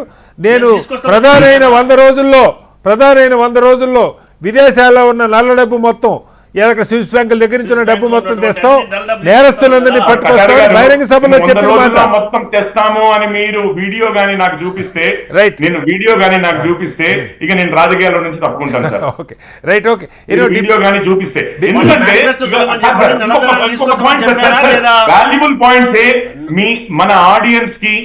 మన ఆడియన్స్ కి ఇంకొక విషయము కూలంకుషంగా అర్థం అయ్యే పాయింట్స్ నేను చెప్తాను. నేను ఉట్టిగానే అయితే పాలిటిక్స్ అయితే మాట్లాడను కదా సార్, విషయం అయితే మళ్ళీ వస్తాను సార్. కృష్ణారాయణ గారు, మీరు వింటా ఉన్నారు సరే, ఇది రేపు 25 నుంచి పార్లమెంట్ సెషన్ స్టార్ట్ కాబోతా ఉంది. మళ్ళీ మనకి ఒక టాపిక్ ఈ పార్లమెంట్ సెషను ఇంకా అది ఎటుపోద్దో ఏం జరుగుద్దో, ఈ మహారాష్ట్ర జార్ఖండ్ ఎన్నికల ఫలితాలు ఒకటైతే ఈ అంశం. బట్ నేను అంటున్నది ఇది ఇప్పుడు కిషోర్ గారు మాట్లాడిన వెర్షన్ మీరు ఉన్నారు, ఇదేదో అదాని అంటే కోపము లేకపోతే ఇంకొకళ్ళు అంటే కోపం కాదు. నిజంగా ఈ దేశంలో ఒక క్రెడిబుల్గా వ్యాపారం చేసిన వాళ్ళు, నమ్మకంగా ఉన్న సంస్థలు చాలా ఉన్నాయి. అసలు ప్రైవేట్ రంగం వద్దా, పోటీ వద్దా ఎవరు మాట్లాడట్లా. ఇక్కడ పోటీ అనేది అసలు సంబంధం లేకుండా ఒక క్రోనీ క్యాపిటలిజం, డీప్ పాకెట్స్తో వచ్చేసేసి మార్కెట్ల మొత్తాన్ని, ఇన్ఫ్రాస్ట్రక్చర్ మొత్తాన్ని, అసలు మార్కెట్తో కూడా సంబంధం లేదు సార్, ఫ్రాంక్లీ స్పీకింగ్ మార్కెట్తో కూడా సంబంధం లేకుండా అన్ని రంగాల్ని ఒకళ్ళిద్దరు వ్యక్తుల చేతుల్లో పెట్టుకుంటున్నటువంటి పరిస్థితుల్లో ఇది ఆయా రాష్ట్రాల ముఖ్యమంత్రులు వాళ్ళకి సంబంధాలు ఉంటే ఉండొచ్చు, వాటి కూడా వెలికి తేలి. రాహుల్ గాంధీ గారు మాట్లాడింది అదే, ఏ రాష్ట్ర ప్రభుత్వం ఉన్న పార్టీలకు అతీతంగా అందరి మీద చర్యలు తీసుకుంటేనే మాట్లాడారు. కాంగ్రెస్ వాళ్ళు ఎగ్జామ్ చేయండి లేదా బీఆర్ఎస్ వాళ్ళు ఎగ్జామ్ చేయండి అని అల్లా. బట్ కేంద్ర ప్రభుత్వ వైఖరి కిషోర్ గారి మాటల ద్వారా మీకు ఏమర్థం అవుతుంది? వీళ్ళని వేలెత్తి చూపుతారు సరే, బట్ ప్రభుత్వ పరంగా ఇక్కడ ఇందాక రాంబాబు గారు ఒక మాట అన్నారు, అంతర్జాతీయంగా మన వ్యాపారవేత్తలకు సంబంధించి ఇప్పుడు కేసు ఇక్కడ లంచం ఇవ్వటం కాదు, వాళ్ళ దగ్గర నుంచి డబ్బులు వసూలు చేయటం. ఒక $3 బిలియన్ డబ్బులు అక్కడ పెట్టుబడిదారుల నుంచి, లేకపోతే వాళ్ళు ఎందుకు పెడతారు? ఈ దేశంలో ఎవడెవడికి లంచం ఇస్తే అమెరికాకి ఏమి సంబంధం? అది కాదు కదా, అక్కడ పెట్టుబడులు ఈ తప్పుడు నివేదికలు చూపించి కలెక్ట్ చేశారు $3 బిలియన్ అన్నది మెయిన్ ఎలిగేషన్. లేకపోతే వాళ్ళకి ఇంట్రెస్ట్ ఏముంటుంది? ఎలా అర్థం చేసుకోవాలి లక్ష్మణ్ గారు? కటారి గారు, ఇటీవలే రతన్ టాటా గారు మరణించారు. అవును, ఆయన పెట్టుబడిదారే, పెద్ద పారిశ్రామికవేత్త. ఎవరు కూడా వేలెత్తి చూపెట్టలేదు. అంటే పెట్టుబడిదారుడు కాబట్టి ఆయన దోపిడీ చేయలేదా అంటే, దోపిడీ అనేది అంతర్లీనంగా ఉంటుంది, అది వేరే విషయం. కానీ అనైతికమైనటువంటి పారిశ్రామికవేత్త రతన్ టాటా అని ఎవ్వరు కూడా వేలెత్తి చూపెట్టలేదు. మోడీ గారు సైతం వారి పట్ల పెద్దగా గొప్పగా మాట్లాడుతూ ఈ మధ్యనే ప్రముఖ తెలుగు దినపత్రికలో కూడా ఒక వ్యాస రూపంలో వచ్చింది, ఎడిటోరియల్ పేజీలో. సో అలాంటి, అంటే భారతదేశంలో మిశ్రమ ఆర్థిక వ్యవస్థ, దాంట్లో ప్రైవేటు పెట్టుబడులు ఉంటాయి, పెట్టుబడిదారులు ఉంటారు, కార్పొరేట్ వ్యవస్థలు కూడా ఆవిర్భవించాయి. ఈరోజు ఎందుకు ఆదాని చుట్టే ఇది చర్చ సంవత్సరాల తరబడి జరుగుతున్నది? అది ముఖ్యమైనటువంటి ప్రశ్న. దానికి సమాధానం ఎవరు చెప్పాలి? మన దేశ ప్రధానమంత్రి, మన దేశాన్ని పరిపాలన చేస్తున్న ప్రభుత్వం, భారతీయ జనతా పార్టీ అని అనడంలా నేను, కిషోర్ గారు అనడంలా నేను, మనందరికీ ప్రధానమంత్రి మోడీ గారు. ఆయన సమాధానం చెప్పాలా లేదా? ఎక్కడ చెప్పాలి? చట్టసభలో, లోక్సభలో, రాజ్యసభలో చర్చకు పెట్టి అక్కడ హేతుబద్ధమైనటువంటి సమాధానాలు చెప్పాలా లేదా? పోనీ అక్కడ చర్చ జరపడంలా. ఈ రోజు జేపీసీ, జాయింట్ పార్లమెంటరీ కమిటీ, ఎందుకు దానికి అంగీకరించరు? అక్కడ ఆ కమిటీలో కూడా మళ్ళా పాలక పార్టీలకు చెందినటువంటి వాళ్ళే మెజారిటీ ఉంటారు కదా, ప్రతిపక్షాల సభ్యులు తక్కువే ఉంటారు కదా. ఎందుకు జేపీసీని పదే ప్రతిపక్షాలు అడుగుతుంటే అంగీకరించడం లేదు? పెడచెవిని పెడుతున్నారు, ఖాతరు చేయడం లేదు. ఇప్పుడే కదా నాకు గుర్తున్నా, హిండెన్బర్గ్ నివేదిక వచ్చినప్పుడు కూడా ఈ చర్చ జరిగింది, బట్ ఎక్కడ దాని మీద అనేక సందర్భాల్లో వస్తానే ఉంది. ఈ రోజు ఆదాని కంపెనీలన్నింటిపైన జేపీసీ వేయమన్నారు. ఈ ఒక్క దాని మీదనే కాదు, అన్నింటి మీద. ఎందుకంటే అన్ని ఇన్వాల్వ్ అయి ఉన్నాయి ఇందులో అని. కానీ నాకు ఆశ్చర్యం ఏంటంటే, కిషోర్ గారు మిత్రులు ఏమన్నారంటే, యూకే వాళ్ళు నీరవ్ మోడీని, విజయ్ మాల్యా గారిని అప్పచెప్పారా అంటే, మేము అప్పచెప్పకూడదు. ఇది నేరాన్ని ఒక ఆ దేశం అలాంటి వైఖరి తీసుకునింది కాబట్టి ఒక్క నిమిషం కిషోర్ గారు భారతదేశం ఇస్తాను. కూడా అదే వైఖరి ప్రదర్శిస్తుందని ఓకే ప్రదర్శిస్తే అందువల్లనే కదా మోడీ గారికి అదాని గారికి లేకపోతే నేను అడిగిన- అమిత్ షా గారికి లింకులు పెడుతున్నారు, మాట్లాడుతున్నారు. అనుకోకండి, నేను ఇంటర్వ్యూ Yes. చేస్తున్నాను అనుకోకండి. ఎందుకంటే నేను అడగని ప్రశ్నకు మీరు సమాధానం చెప్తే అది వాల్యూ లేదు. నేను అడగని సమస్య అడిగిన కాదు. ప్రశ్న ఏంటంటే అక్కడి ప్రభుత్వాలు రెస్పాండ్ అయ్యాయా, అక్కడ సిస్టమ్ రెస్పాండ్ అయిందా, అక్కడ కోర్ట్స్ గానీ అక్కడ వ్యవస్థ గానీ అవి రెస్పాండ్ అయ్యాయా? అది కూడా మీరే చెప్పాలి సార్. అడుగుతున్నది కాదు కిషోర్ గారు, వాళ్ళు అడుగుతున్నది కూడా మీరే చెప్పాలి. బాధ్యత మీ మీదే ఉంది. అక్కడ ఎప్పుడు కూడా అక్కడ ప్రభుత్వం, అక్కడ వ్యవస్థలు. Kishore garu your point well taken. Let Lakshman garu speak. Okay అక్కడ ప్రభుత్వం, అక్కడ వ్యవస్థలు స్పందించలేదు కాబట్టి మన ప్రభుత్వం, మన వ్యవస్థలు స్పందించవా? ఒకటి.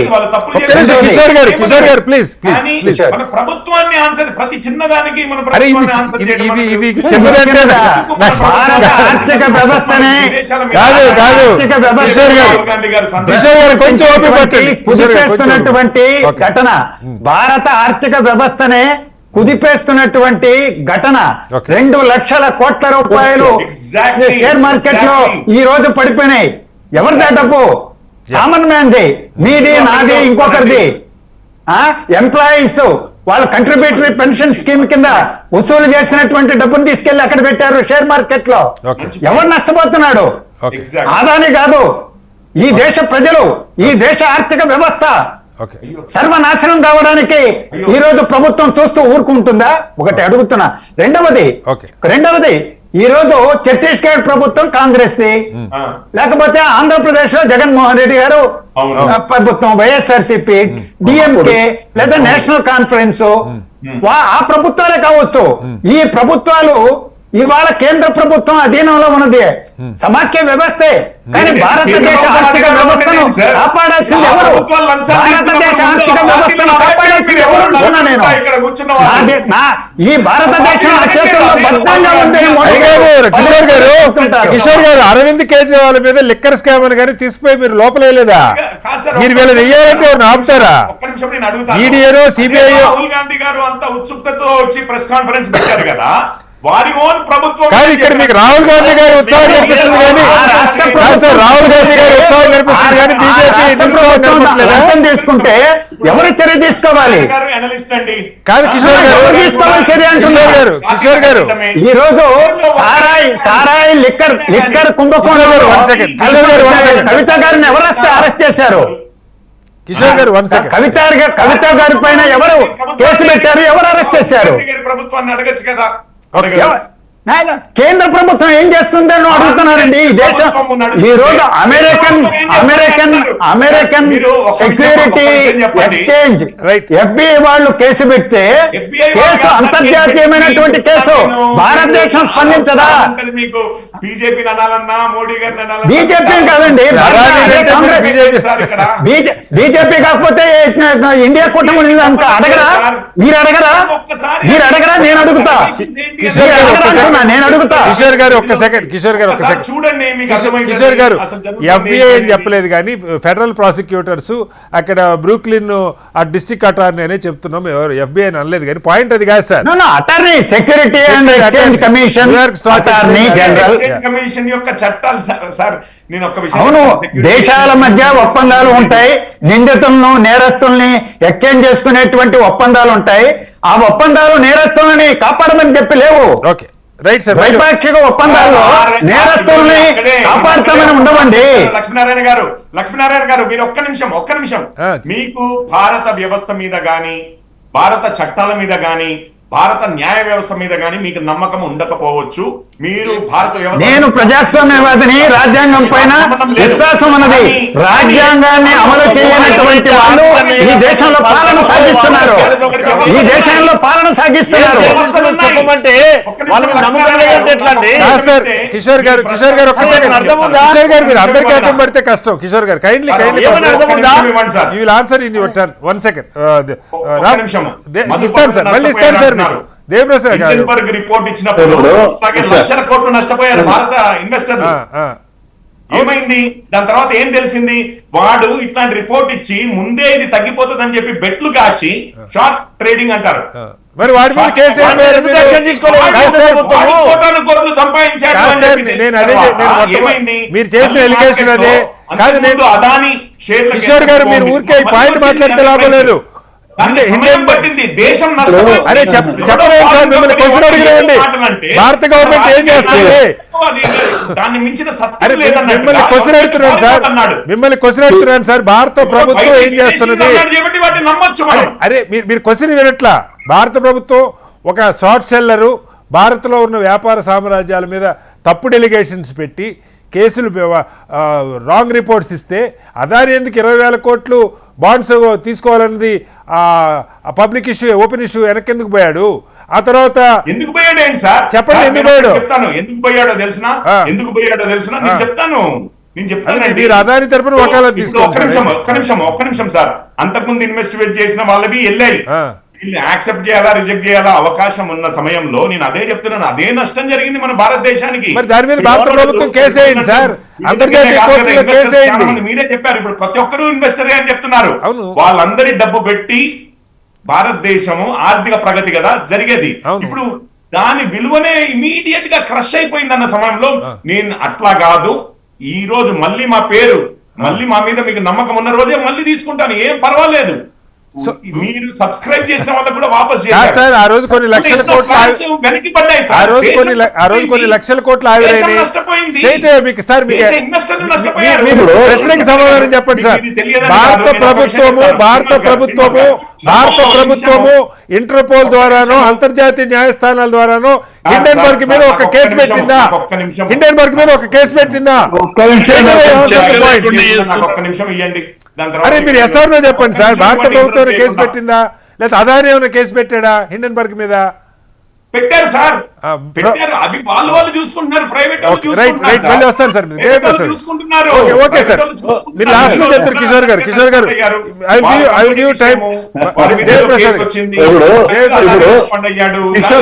గారు మీరు మొత్తం బుల్డోజ్ చేస్తే కుదరదు. కిషోర్ గారు మీరు బుల్డోజ్ చేస్తే కుదరదండి. Let others also speak.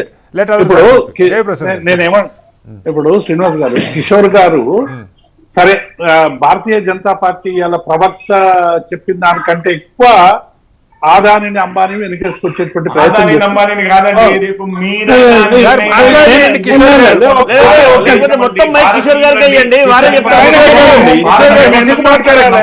చేయొచ్చు కదా కనీసం.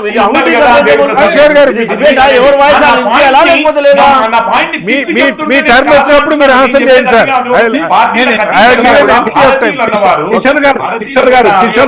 కిషోర్ గారు నేను ఇంతే గట్టిగా మాట్లాడుతున్నాను. రైట్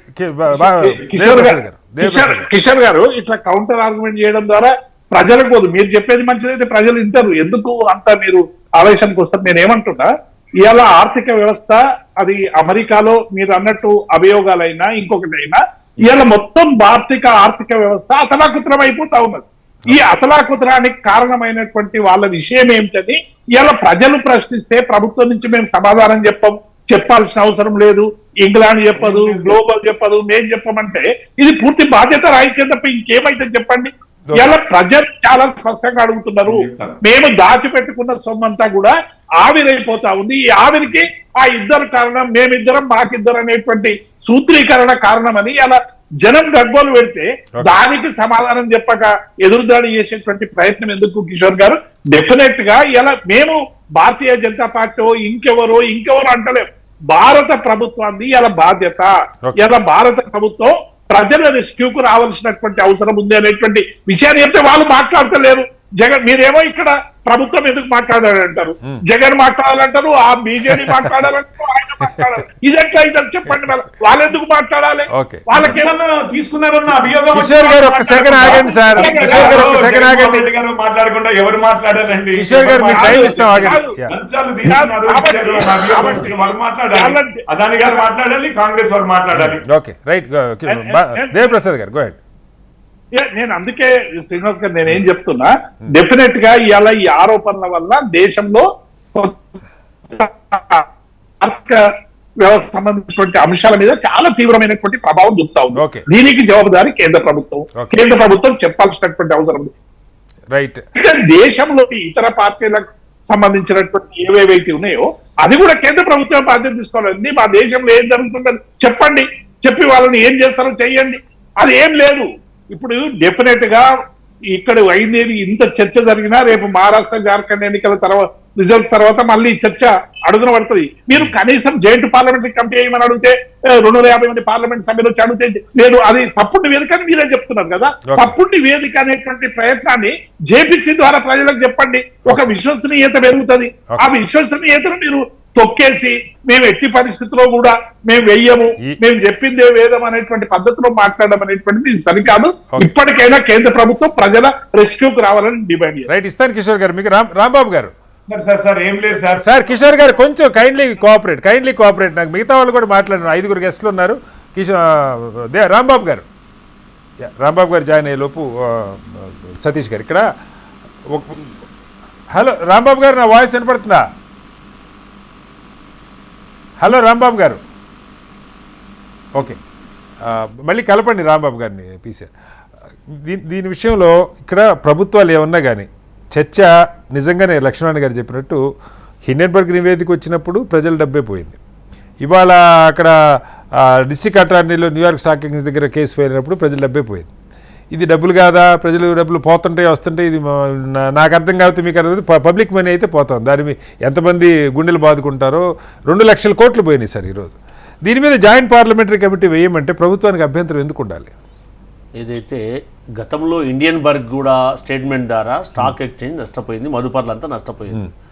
దానికి యాక్షన్ తీసుకోవాల్సినటువంటి కేంద్ర ప్రభుత్వం ఎందుకు యాక్షన్ తీసుకోలేదు? ఒక ప్రైవేట్ వ్యక్తుల ద్వారా యాక్షన్ తీసుకోవడం జరిగింది అంటే కేంద్ర ప్రభుత్వం ఎందుకు? తన వ్యవస్థ తన పని చేసుకుంటూ పోవాలి కదా, చేయకపోవడం వల్ల కదా పనులు నష్టపోయింది. దాని తర్వాత అప్పుడు కనుక యాక్షన్ తీసుకుని ఉంటే ఇప్పుడు గౌతమ్ అదానీ గారి పట్ల అమెరికాలో జరిగినటువంటి సంఘటన ద్వారా ఏదైతే వారి షేర్లలో 2 లక్షల కోట్ల రూపాయలు నష్టపోతే ఎవరు బాధ్యత వహిస్తారు? కేంద్ర ప్రభుత్వం కదా బాధ్యత వహించాల్సింది. సరే, పరాయి దేశంలో ఉన్నటువంటి వాళ్ళు రెస్పాండ్ కావటం లేదంటే ఎస్, ఆ విధంలో ఉన్నటువంటి ఆ దేశంలో ఉన్నటువంటి చట్టాలు కూడా మన దేశానికి వర్తిస్తాయంటే మన కాన్స్టిట్యూషన్ ఎందుకు, మన ప్రభుత్వ విధానం ఎందుకు, మన ప్రజాస్వామ్య విధానం ఎందుకు అనేది కూడా అండర్స్టాండింగ్ మనం అందరం కూడా ఆలోచించాల్సింది. అది మాట్లాడాల్సింది పోయి కేంద్ర ప్రభుత్వము ఈ మదుపరులకు విశ్వాసం కల్పించవలసిన బాధ్యత కేంద్ర ప్రభుత్వం పైన ఉందా లేదా? అది చెప్పకుండా బుల్డోజ్ చేస్తామంటే ప్రజలందరూ కూడా ఆలోచించే అవకాశం ఉంటుంది కదా. అందుకే కామన్ మ్యాన్గా మనం అందరం కూడా ఆలోచన చేయాలి. ఎక్కడైతే మదుపరులు నష్టపోతుండ్రో కేంద్ర ప్రభుత్వం స్పందించవలసినటువంటి అవకాశం ఉందా లేదా? దాని పట్ల ఎస్, ఏదైతే గౌతమ్ అదానీ గారు కానీ సాగర్ అదానీ గారు కానీ వాళ్ళు చేసినటువంటిది నష్టం కాదు, దేశ ప్రజలకు ఇక్కడ కూడా నష్టం జరగలేదు అనేది జేపీసీ ద్వారా నిర్ధారణ చేయమని చెప్పండి. ప్రభుత్వం వారిది కదా, దాంట్లో ప్రతిపక్షంలో ఉన్నటువంటి సభ్యులు కొద్ది మేరకే ఉంటారు కదా, మెజార్టీ మేరకు వాళ్ళే ఉంటారు కదా. దాన్ని ప్రజలకు చెప్పాల్సిన బాధ్యత అధికారంలో ఉన్నటువంటి కేంద్ర ప్రభుత్వం పైన, ఎన్డీఏ కూటమి పైన ఉందా లేదా?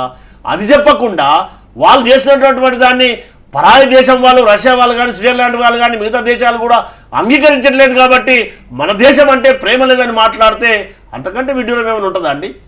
దేశంలో ఉన్నటువంటి ప్రతి పౌరుని యొక్క, ఒక ప్రతిపక్ష నాయకుని యొక్క మాటను కూడా గౌరవించినటువంటి కేంద్ర ప్రభుత్వం ఒక్కసారి ఆత్మపరిశీలన చేసుకోవాల్సినటువంటి అవసరం ఉందా లేదా అనేది మనం అందరం కూడా ఆలోచన చేయాలి కదా.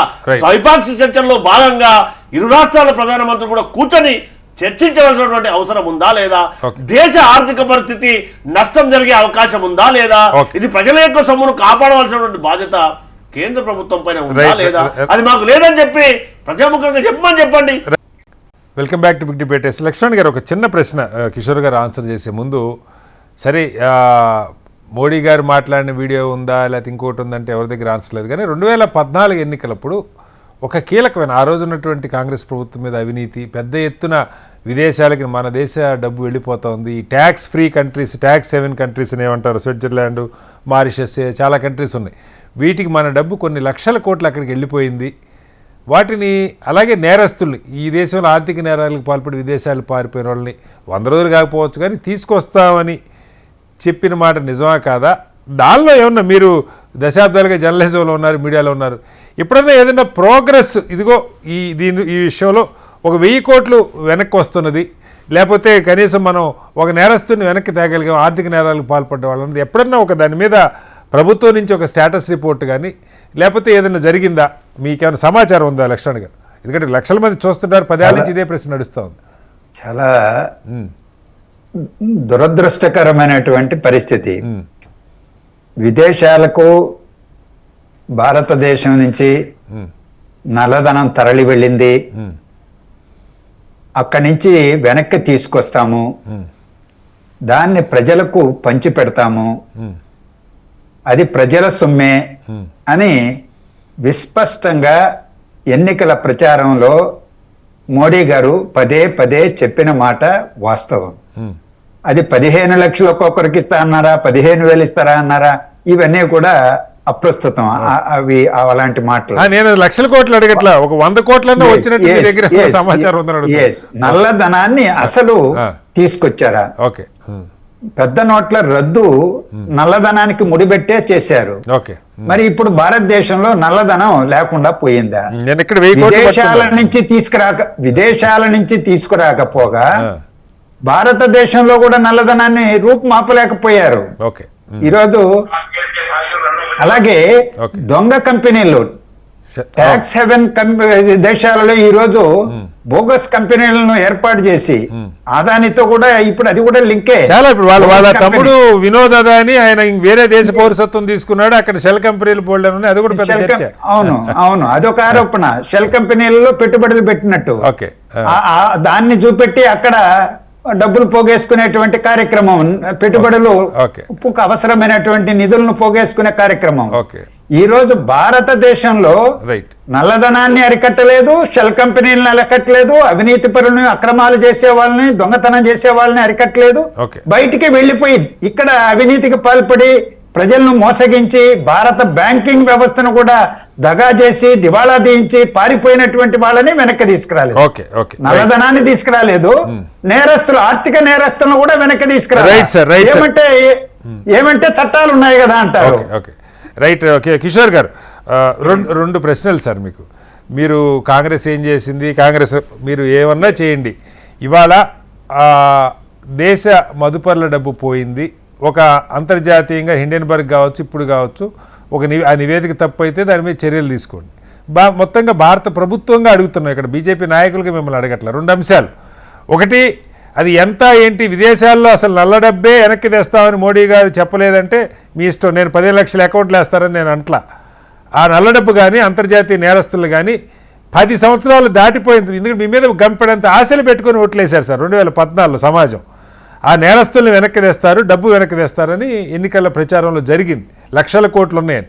వీటిల్లో స్టేటస్ మీరు 1% స్టేటస్ చెప్పిన ఐ విల్ బి హ్యాపీ. ఇదిగో ఈ ప్రోగ్రెస్ ఇలా ఉంది.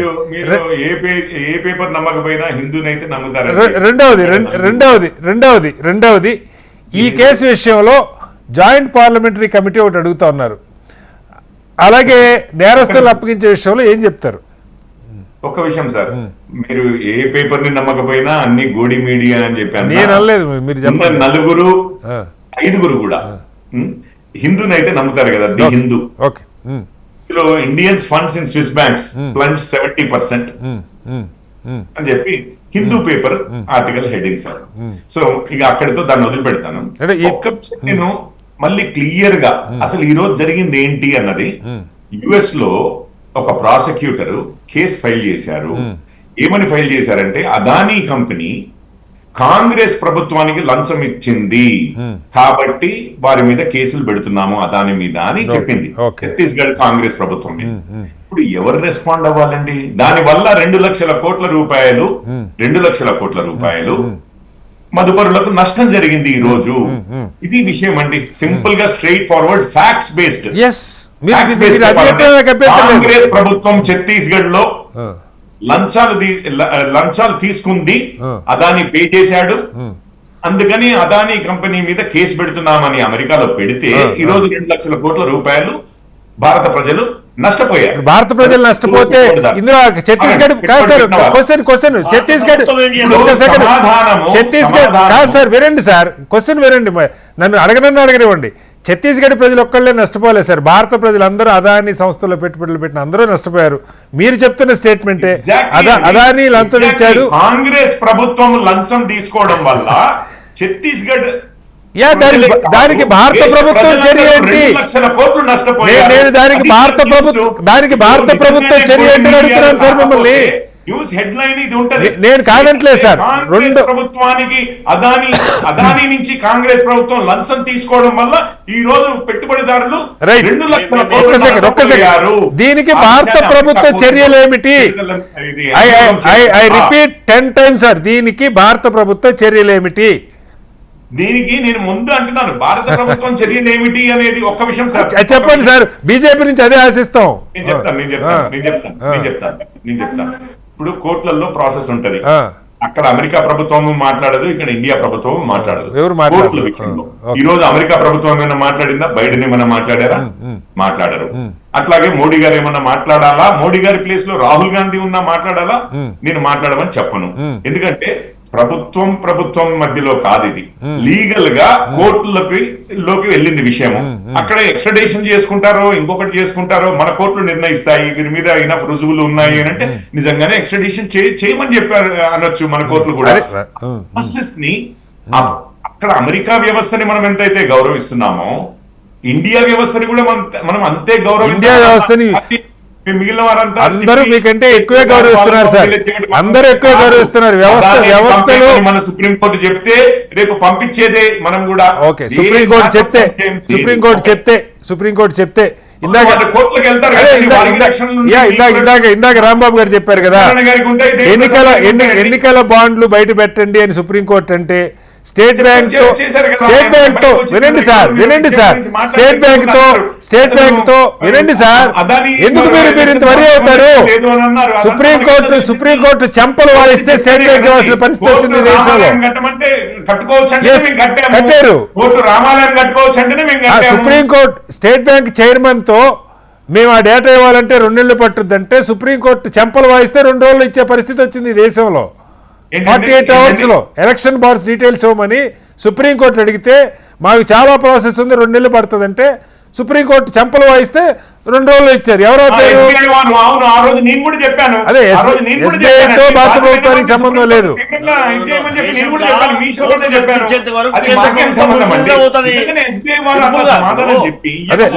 కిషోర్ అన్న చెప్పినట్టుగా కేంద్ర ప్రభుత్వం సుప్రీంకోర్టు కల్పించేంత వరకు అర్థమవుతుంది కదా.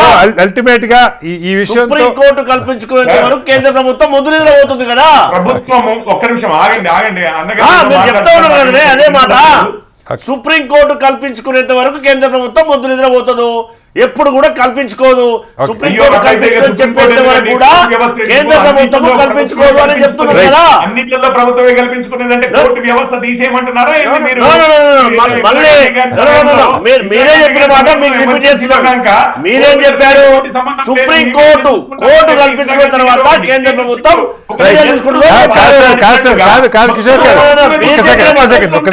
కిషోర్ గారు మీ ఆర్గ్యుమెంట్ భలే ఉంది. కాదు కిషోర్ గారు మీ ఆర్గ్యుమెంట్ ఇంతవరకు అదానీ గారు కోర్టుకు వెళ్ళలేదు, కానీ అదానీ గారు దీని విషయంలో కోర్టుకు వెళ్తారు, భారత సుప్రీంకోర్టుకు కాదు మీరే చెప్పేశారు. కిషోర్ గారు మీరే చెప్తున్నారు అదానీ గారు సుప్రీంకోర్టుకి వెళ్తారు కాబట్టి కోర్టులు తెలుస్తాయి. మన దగ్గర కూడా ప్రాసెస్ ఉంటాయి సార్. మీరు బైడెన్ కి రెస్పాండ్ అవ్వమని అనట్లేదు. సో జేపీసీ అయితే కోర్టు వేసారు మాత్రం రెస్పాండ్ అవ్వమని కాదు. జేపీసీ భారత ప్రభుత్వం వేయచ్చు, పార్లమెంటరీ వ్యవస్థ కదా విషయంలో. కానీ మోడీ గారు మాత్రం వచ్చి సమాధానం చెప్పాలంటారు. కానీ అసలు జరిగింది ఏంటంటే ఛత్తీస్గఢ్ ప్రభుత్వం కాంగ్రెస్ ప్రభుత్వం తప్పు చేసిందని మీరు అంటారు కదా. కేంద్ర ప్రభుత్వం ఏం పని చేస్తుంది సమాధానం చెప్పాలి. కిషోర్ గారు దేశం మొత్తం కనీసం తెలుగు రాష్ట్రాల్లో ఈ చర్చ చూస్తారు. అమెరికా కోర్టులు అడుగుతుంటే కాంగ్రెస్ ప్రభుత్వం ఛత్తీస్గఢ్ అది కూడా ఇప్పుడు కాంగ్రెస్ ప్రభుత్వం దాని మీద సమాధానం చెప్పాలని మీరంటే కాంగ్రెస్ ప్రభుత్వం కూడా చర్యలు తీసుకొని వాళ్ళే అంటున్నారు మా ముఖ్యమంత్రి మా అధినాయకుడు కూడా అంటుండు కదా. వారు చెప్పాలి అసలు మీరు భారత ప్రభుత్వం మాత్రం స్పందించదు, కాదు భారత ప్రభుత్వం మాత్రం స్పందించదు, బీజేపీ స్పందించదు, కోర్టులు తేల్చుకుంటే మీరు అంటున్నారు. అది మీ మీ మీ డైవర్ట్ పాలిటిక్స్ ఎస్కేప్ కావడానికి మీ దగ్గర సిబిఐ ఉంది.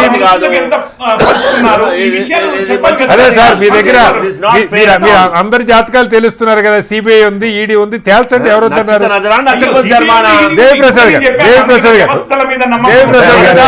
రైట్ సార్, మీ ఆన్సర్ వచ్చింది.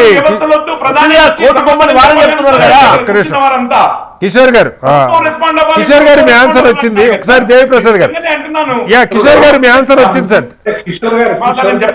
దేవిప్రసాద్ గారు దీని మీద రేపు పార్లమెంట్ లో దేవిప్రసాద్ గారు కూడా అనట్లేరు, కాంగ్రెస్ వారు సమాధానం చెప్పాలి లంచాలు తిన్నారు.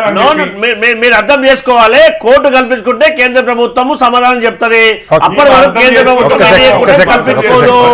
మేమే కాంగ్రెస్ పార్టీ పక్షాన డిమాండ్ చేస్తా ఉన్నాము, జేపీసీ ఏమని చెప్పి డిమాండ్ చేస్తా ఉన్నాం. దాటుకోండి ఒక్క సెకండ్. దేవిప్రసాద్ శిక్షించండి. దేవిప్రసాద్ గారు దీని మీద రేపు జేపీసీ అన్న కనీసం ఏర్పడే అవకాశం ఉందా? ప్రభుత్వం స్పందిస్తుందా, లేదంటే వాళ్ళు చూసుకుంటారని వదిలేయటమేనా?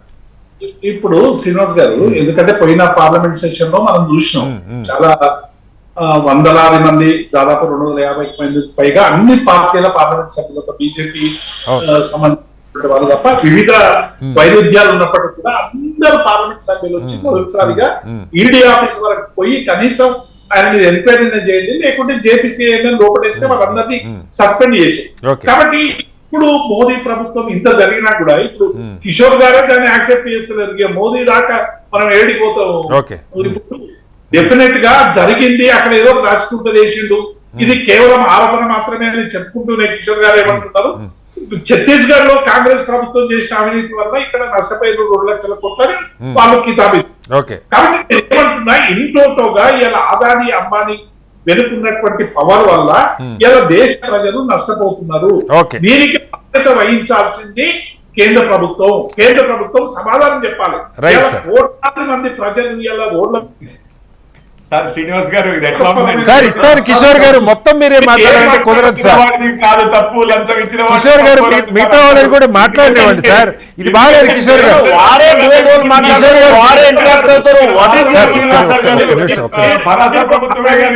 రైట్ ఒక్కసారి లక్ష్మణ్ గారు ఒకసారి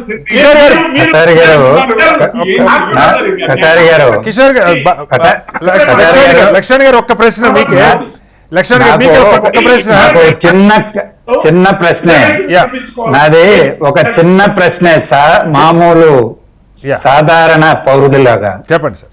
లంచం ఇచ్చిన వాడు అదానీ అని కార్పొరేట్ సంస్థ అధినేతని, లంచం తీసుకున్నవాడు భారతీయుడు, ఆంధ్రప్రదేశ్ ప్రభుత్వం, ఛత్తీస్గఢ్ ప్రభుత్వం, తమిళనాడు ఇవన్నీ అని చెప్పారు.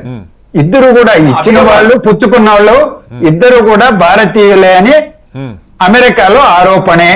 కానీ భారత ప్రభుత్వం దాని మీద స్పందిస్తుందా లేదా? ఓకే, ఇది ఫస్ట్ పాయింట్ సార్. రెండో క్వశ్చన్ మీకే లక్ష్మణ్ గారు. కిషోర్ గారు ఒక్క సెకండ్ సార్. కిషోర్ గారు టెస్టింగ్ మై పేషెన్స్. అమెరికా ప్రభుత్వం స్పందించలేదు. కిషోర్ గారు యూఆర్ టెస్టింగ్ మై పేషెన్స్. ఒక్క సెకండ్ ఆగండి సార్. లిక్కర్ కుంభకోణంలో స్పందించారుగా. అరే మీరు లిక్కర్ కుంభకోణంలో స్పందించారుగా. ఎవరు స్పందించారు? ఇచ్చారని ఎవరు స్పందించారు సార్? గవర్నమెంటే. మోడీ గారు ఏమన్నా వచ్చి కేసు వివరాలు మనకి మోడీ గారు ఆరోపణ చేయలేదా? మీరు బీజేపీ ఆరోపణ చేయలేదా?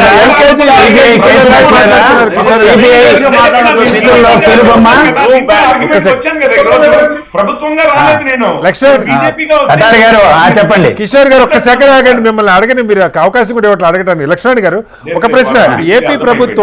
ఏపీ ప్రభుత్వం ఎన్డీఏ గవర్నమెంట్ ఉన్నది, అక్కడ వైసీపీ అధికారులు ఉన్నప్పుడు లంచాలు చేతులు మారిన ఆరోపణ. దీని మీద విచారణ ఇప్పుడు జగన్మోహన్ రెడ్డి గారు విచారణ చేయరు. అక్కడ చేస్తే ఎన్డీఏ ప్రభుత్వం చేయాలి, లేకపోతే జాతీయ స్థాయిలోనే భారత ప్రభుత్వం పూనుకోవాలి. ఏంటి కనీసం ఏపీ దృష్టిలో అయినా రాష్ట్రంలో ముఖ్యమంత్రి చంద్రబాబు గారు దీని మీద విచారణ జరగాలని కోరుకునే అవకాశం ఉందా, లేదా అదానీ గారు కోరుకుంటారా? గతంలో కేంద్ర ఆర్థిక మంత్రిగా ఉన్న నిర్మలా సీతారామన్ గారు దత్తపుత్రుడు మోడీ గారికి జగన్ అని వ్యాఖ్యానించడం జరిగింది. జగన్మోహన్ రెడ్డి గారు అన్నారు మాది రాజకీయాలకు అతీతమైన బంధం మోడీ గారికి నాకు మధ్య అని ఆయనే బహిరంగంగా మోడీ గారి సమక్షంలోనే వ్యాఖ్య చేశారు బహిరంగ సభలో. వారి అనుబంధం దేశ ప్రజలందరికీ తెలుసు. ఈ రోజు మాజీ ముఖ్యమంత్రి ఇక్కడ ప్రభుత్వంలో ఆంధ్రప్రదేశ్ ప్రభుత్వంలో బీజేపీ భాగస్వామి, కేంద్రంలో టీడీపీ భాగస్వామి. మరి ఈ ప్రభుత్వాలు ఏం చేస్తాయి అనేటువంటిది ప్రజలు ఎదురు చూస్తా ఉన్నారు. మిమ్మల్ని అడుగుతున్నా ఏపీ ప్రభుత్వ స్పందన కూడా ఏముండొచ్చు అని. స్పందించాలని డిమాండ్ చేస్తా ఉన్నాం. స్పందించాలని డిమాండ్ చేస్తా ఉన్నాం. ఈ రోజు ఇది ఒక క్విక్ ప్రోకో. నేను అందుకనే మొదటి ఇంటర్వెన్షన్ అని చెప్పా. Gangavaram port, Krishnapatnam port, Krishnapatnam Obularpalli railway line, ఒకటా రెండా సౌర విద్యుత్ ఒప్పందాలు ఎన్ని జగన్మోహన్ రెడ్డి గారి ప్రభుత్వం అదానితో కుదుర్చుకున్నటువంటి ఒప్పందాలు, సమావేశాలు, ఏపీలో నిగ్గుదేల్చదా ఈ ప్రభుత్వం, చంద్రబాబు ప్రభుత్వం? అదేంటి సార్ ఇప్పుడు లంచం తీసుకుంది కాంగ్రెస్ ప్రభుత్వం అని మళ్ళీ అదే మాట్లాడుతున్నారు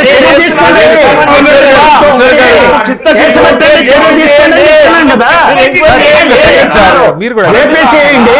కాంగ్రెస్ వాళ్ళని, డిఎంకే, వైఎస్ఆర్సీపీ అందరినీ ముద్దాయిలుగా చేయండి, నేరస్తులుగా రుజువు చేయండి, ఎత్తి లోపలేయండి, ప్రజా సంపదను కాపాడండి, వ్యవస్థను కాపాడండి. అంశాన్ని మీరు చాలా కిషోర్ గారు ఐఎమ్ సారీ టు సే మీరు చాలా లైట్ తీసుకుని ఆల్టర్నేటివ్ వరల్డ్ లో ఉన్నానా అని అనిపిస్తుంది నాకు. మీకు ఆశ్చర్యం అనిపించవచ్చు కానీ ఇప్పుడు మిమ్మల్ని అడుగుతున్నా, ఏపీలో కిషోర్ గారు ఏపీలో వినండి. కిషోర్ గారు రాహుల్ గాంధీ ప్రెస్ కాన్ఫరెన్స్ పెట్టి మాట్లాడాడు కానీ వాళ్ళ ప్రభుత్వం లంచం తీసుకున్న రాహుల్ గాంధీని పక్కన పెట్టండి, తప్పు చేసిన వాడి మీద కేసులు పెట్టండి, ఎత్తి లోపలేయండి. రాహుల్ గాంధీ లంచం తీసుకున్నాడు మీద కేసు పెట్టండి, లోపలేయండి. జేపీసీ ఏమైనా ఆయన అడిగాడు కదా, వేయండి. వాళ్ళ పార్టీ వాళ్ళనే కిషోర్ గారు మీరు చర్చని ఎంత డైల్యూట్ చేస్తున్నారు? కిషోర్ గారు చర్చ మొత్తాన్ని మీరు డైల్యూట్ చేస్తున్నారు. కిషోర్ గారు I'm very sorry to say. Kishore గారు మీ నుంచి ఎప్పుడు ఎక్స్పెక్ట్ చేయాలి. రైట్ కిషోర్ గారు ఆఖరిగా ఒక ప్రశ్న. కిషోర్ గారు వినండి ప్లీజ్. ఏపీలో ఎన్డీఏ ప్రభుత్వం అధికారంలో ఉంది.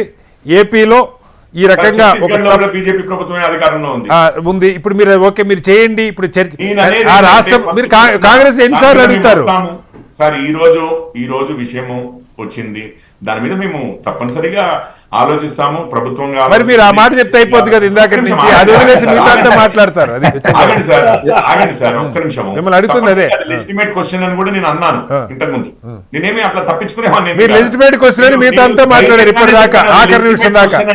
ప్రభుత్వాల నుంచి రెస్పాన్స్, ఇప్పుడు ప్రభుత్వంలో లంచాలు తీసుకుని ఏదో చేశారంటున్నారు కదా, ఆంధ్రప్రదేశ్ ప్రభుత్వమో లేకపోతే ఢిల్లీ ప్రభుత్వమో అంటే కేంద్ర ప్రభుత్వం ఏం చేస్తారు కానీ ఇప్పుడు మనం డిబేట్ మీరు మొత్తం పొలిటికల్ గా మారిస్తే నేను ఏమీ చేయలేను. శ్రీధర్ గారు లంచం తీసుకోవడం వల్ల దేశ మధ్యపరులు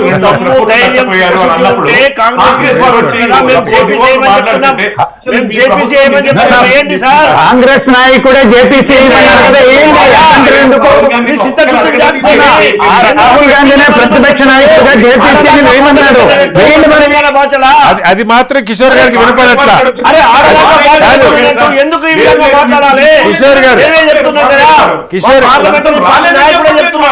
కిషోర్ గారు అరగంట నుంచి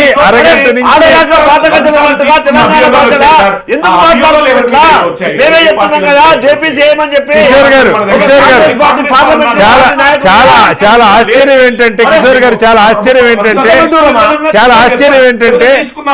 కిషోర్ గారు చాలా ఆశ్చర్యం ఏంటంటే సో ఇది పూర్తిగా కిషోర్ గారు మీరు 100 సార్లు అడిగినా మీరు దీనికి సమాధానం చెప్పకపోతే పూర్తిగా తప్పించుకునే ద్వారా తప్ప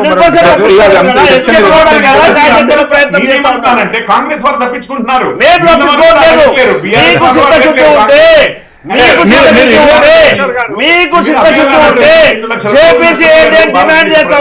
ఏమంటారు మీరు? కిషోర్ గారు ఓకే, 100 మంది ఎన్నెన్న ఉండి అధికారంలో ఉన్నది మీరు జాతీయ స్థాయిలో, ఛత్తీస్గఢ్లో కానీ లేకపోతే ఆంధ్రప్రదేశ్లో కానీ ఎన్డీఏ ప్రభుత్వం అధికారంలో ఉన్నది. మీ నుంచి ఆశిస్తున్నది ఖచ్చితంగా మీరు సమాధానం చెప్పినా అరగంట నుంచి ఇక్కడ గౌరీ సతీష్ గారు మొత్తుకుంటున్నారు జాయింట్ పార్లమెంటరీ కమిటీ వేయమని. అది కాకపోతే మీరు పార్లమెంటరీ కమిటీ కాదు సార్, వాళ్ళ పార్టీ మీద అభియోగం వచ్చినప్పుడు ఫస్ట్ ఏం చెప్తారు? ఏ పార్టీ అయినా ఏ వ్యక్తి అయినా ఆయన క్వశ్చన్ నిజంగానే వాళ్ళు లంచాలు వాళ్ళు ఒప్పుకోవట్లేదు సార్. మీరు బయట పెట్టండి సార్, దేశ ప్రజల డబ్బు సార్, అది పెట్టండి. అందుకనే టేబుల్ వస్తుంది. 2 గంటల నుంచి అదే మొత్తుకుంటున్నావు సార్. కాదు, తిన్నోడు చెప్పట్లేదు. కామన్ మ్యాన్ గా ఆలోచన చేయాలి కదా. రైట్. మొత్తంగా లక్ష్మణ్ దేవిప్రసాద్ గారు, రేపు పార్లమెంట్లో దీని మీద 25 నుంచి పార్లమెంట్ సెషన్ ఉంది. ఈ లోపే ఉన్న ప్రభుత్వం నుంచి కథలకు వచ్చే అవకాశం ఉంది జాతీయ స్థాయిలో. ఇప్పుడు చివరికి కిషోర్ గారు చెప్పినట్టు డెఫినెట్ గా అనివార్యంగా ఇలా ప్రజలకు సంబంధించినటువంటి విషయాల మీద బాధ్యతగా సమాధానం చెప్పాల్సినటువంటి బాధ్యత ఉంటది. పార్లమెంట్ లో కూడా ఇది ఒక పెద్ద చర్చగా తయారవుతుంది శ్రీనివాస్ గారు, డెఫినెట్ గా. ఎందుకంటే మొత్తం దేశాన్ని కుదిపేస్తున్నటువంటి సమస్య, దేశానికి సంబంధించిన ఇమేజ్, బ్రాండ్ ఇమేజ్ కూడా. ఎందుకంటే ఇక్కడ లంచాలు ఇచ్చి మొత్తంగా కూడా కాంట్రాక్టులు తీసుకుంటున్నారు అనేటువంటి అంశం మీద ఇలా అక్కడ వాయిస్ రికార్డులు దొరికినాయి, ఇంకా రకరకాలు దొరికినాయి. అంటే అందులో ఎవరున్నా, జగన్ ఉన్నా, ఇంకొక ఆయన ఇంకా ఎవరున్నా, డెఫినెట్ భారతదేశానికి సంబంధించి ఒక ఇష్యూగా తయారై ప్రపంచ దేశాల ముందు ఒక దోషిగా నిలబడాల్సినటువంటి సందర్భం ఎదురైతా ఉన్నది. కాబట్టి ఇటువంటి సందర్భంలో డెఫినెట్ గా కేంద్ర ప్రభుత్వం విషయం మీద సీరియస్ గా స్పందించాలి, జేపీసీ వేయాలి. అవసరమైతే అన్ని రాజకీయ పార్టీలతో కలిసి మాట్లాడి ఈ సమస్యకి డెఫినెట్ గా ఒక పరిష్కారం చూపే విధంగా ముందుకు పోవాలని. లక్ష్మణ్ గారు కంక్లూడ్ చేయండి. లోక్సభలో గత ప్రభుత్వ కాలం నాటికి ఇప్పటికీ మౌలికమైన తేడా ఉంది. ఈ దఫా చాలా సీరియస్ గానే డిబేటు ప్రతిపక్షాలు డిమాండ్ చేస్తాయి. అక్కడ దీని మీదనే కేంద్రీకృతమై చర్చ జరగాల్సినటువంటి అవసరం ఏర్పడుతుంది. లేదా ప్రభుత్వం పారిపోతుందా, ఏం చేస్తుందో చూద్దాం. ఎందుకంటే గతంలో అందరినీ సస్పెండ్ చేశారు కదా, సస్పెన్షన్ చేయడం వీళ్ళకు అలవాటే కదా. బహుశా అలా జరిగినా జరగవచ్చు, చెప్పలేము. 10 seconds నాకు చెప్పండి, కంక్లూడ్ చేయండి. అభియోగాలు పెట్టారు కాబట్టి మీ మీద ఏ అభియోగం పెట్టి మీరు కాంగ్రెస్ మీద తప్పనిసరిగా పార్లమెంట్ లో చర్చ జరుగుతుంది. కాంగ్రెస్ పార్టీ లంచాలు తీసుకోవడం వల్ల దేశ మదుపరులకు ఇంత నష్టం జరిగినప్పుడు మేము తప్పనిసరిగా ప్రశ్నిస్తాము కాంగ్రెస్ పార్టీని. రాహుల్ గాంధీ గారు నష్టం చేయడం ఏదో 100 కోట్ల భారతీయ జనతా పార్టీకి చిత్తశుద్ధి ఉంటే దేశ ప్రజల ఆర్థిక వివరాలకు సంబంధించింది కాబట్టి జాయింట్ పార్లమెంటరీ కమిటీ వేసి దేశ ప్రజలకు సమాధానం చెప్పాల్సినటువంటి బాధ్యత భారతీయ జనతా పార్టీ ఎన్డీఏ కూటమి పైన ఉంది. అది నిరూపించుకోవాలని చెప్పి కాంగ్రెస్ పార్టీ పక్షాన డిమాండ్ చేస్తా ఉన్నాం. రైట్. మొత్తంగా ఏం జరుగుతుందో మనం రేపు నవంబర్ 25 నుంచి పార్లమెంట్ సెషన్ స్టార్ట్ కాబోతున్నాయి. అదాని సంస్థల మీద, అదాని వ్యక్తిగతంగా ఆ కంపెనీల నుంచి ఇచ్చినటువంటి లంచాలు సుమారు 2000 కోట్ల పైగా వివిధ సోలార్ ప్లాంట్లకు ఇచ్చినట్టుగా అమెరికాలోని కోర్టుల్లో కేసులు విచారణకు వచ్చినాయి. దాని మీద అరెస్ట్ వారెంట్లు జారీ అయినాయి. అయితే భారత ప్రభుత్వం ఏ రకంగా స్పందిస్తుంది, ఆయా రాష్ట్రాల్లో ఇప్పుడున్నటువంటి ప్రభుత్వాలు దీన్ని ఏ రకంగా తీసుకుంటే అన్నది కాలమే నిర్ణయించాలి. చర్చలో పాల్గొన్న గౌరీ సతీష్ గారికి, కిషోర్ పూరెడ్డి గారికి, రాంబాబు గారికి, దేవి ప్రసాద్ గారికి, అలాగే లక్ష్మణ్ గారికి ధన్యవాదాలు. ఇది వాళ్ళ బిగ్ డిబేట్. రేపు మరో వస్తాం, మళ్ళీ కలుద్దాం. అందరూ నమస్కారం, సెలవు.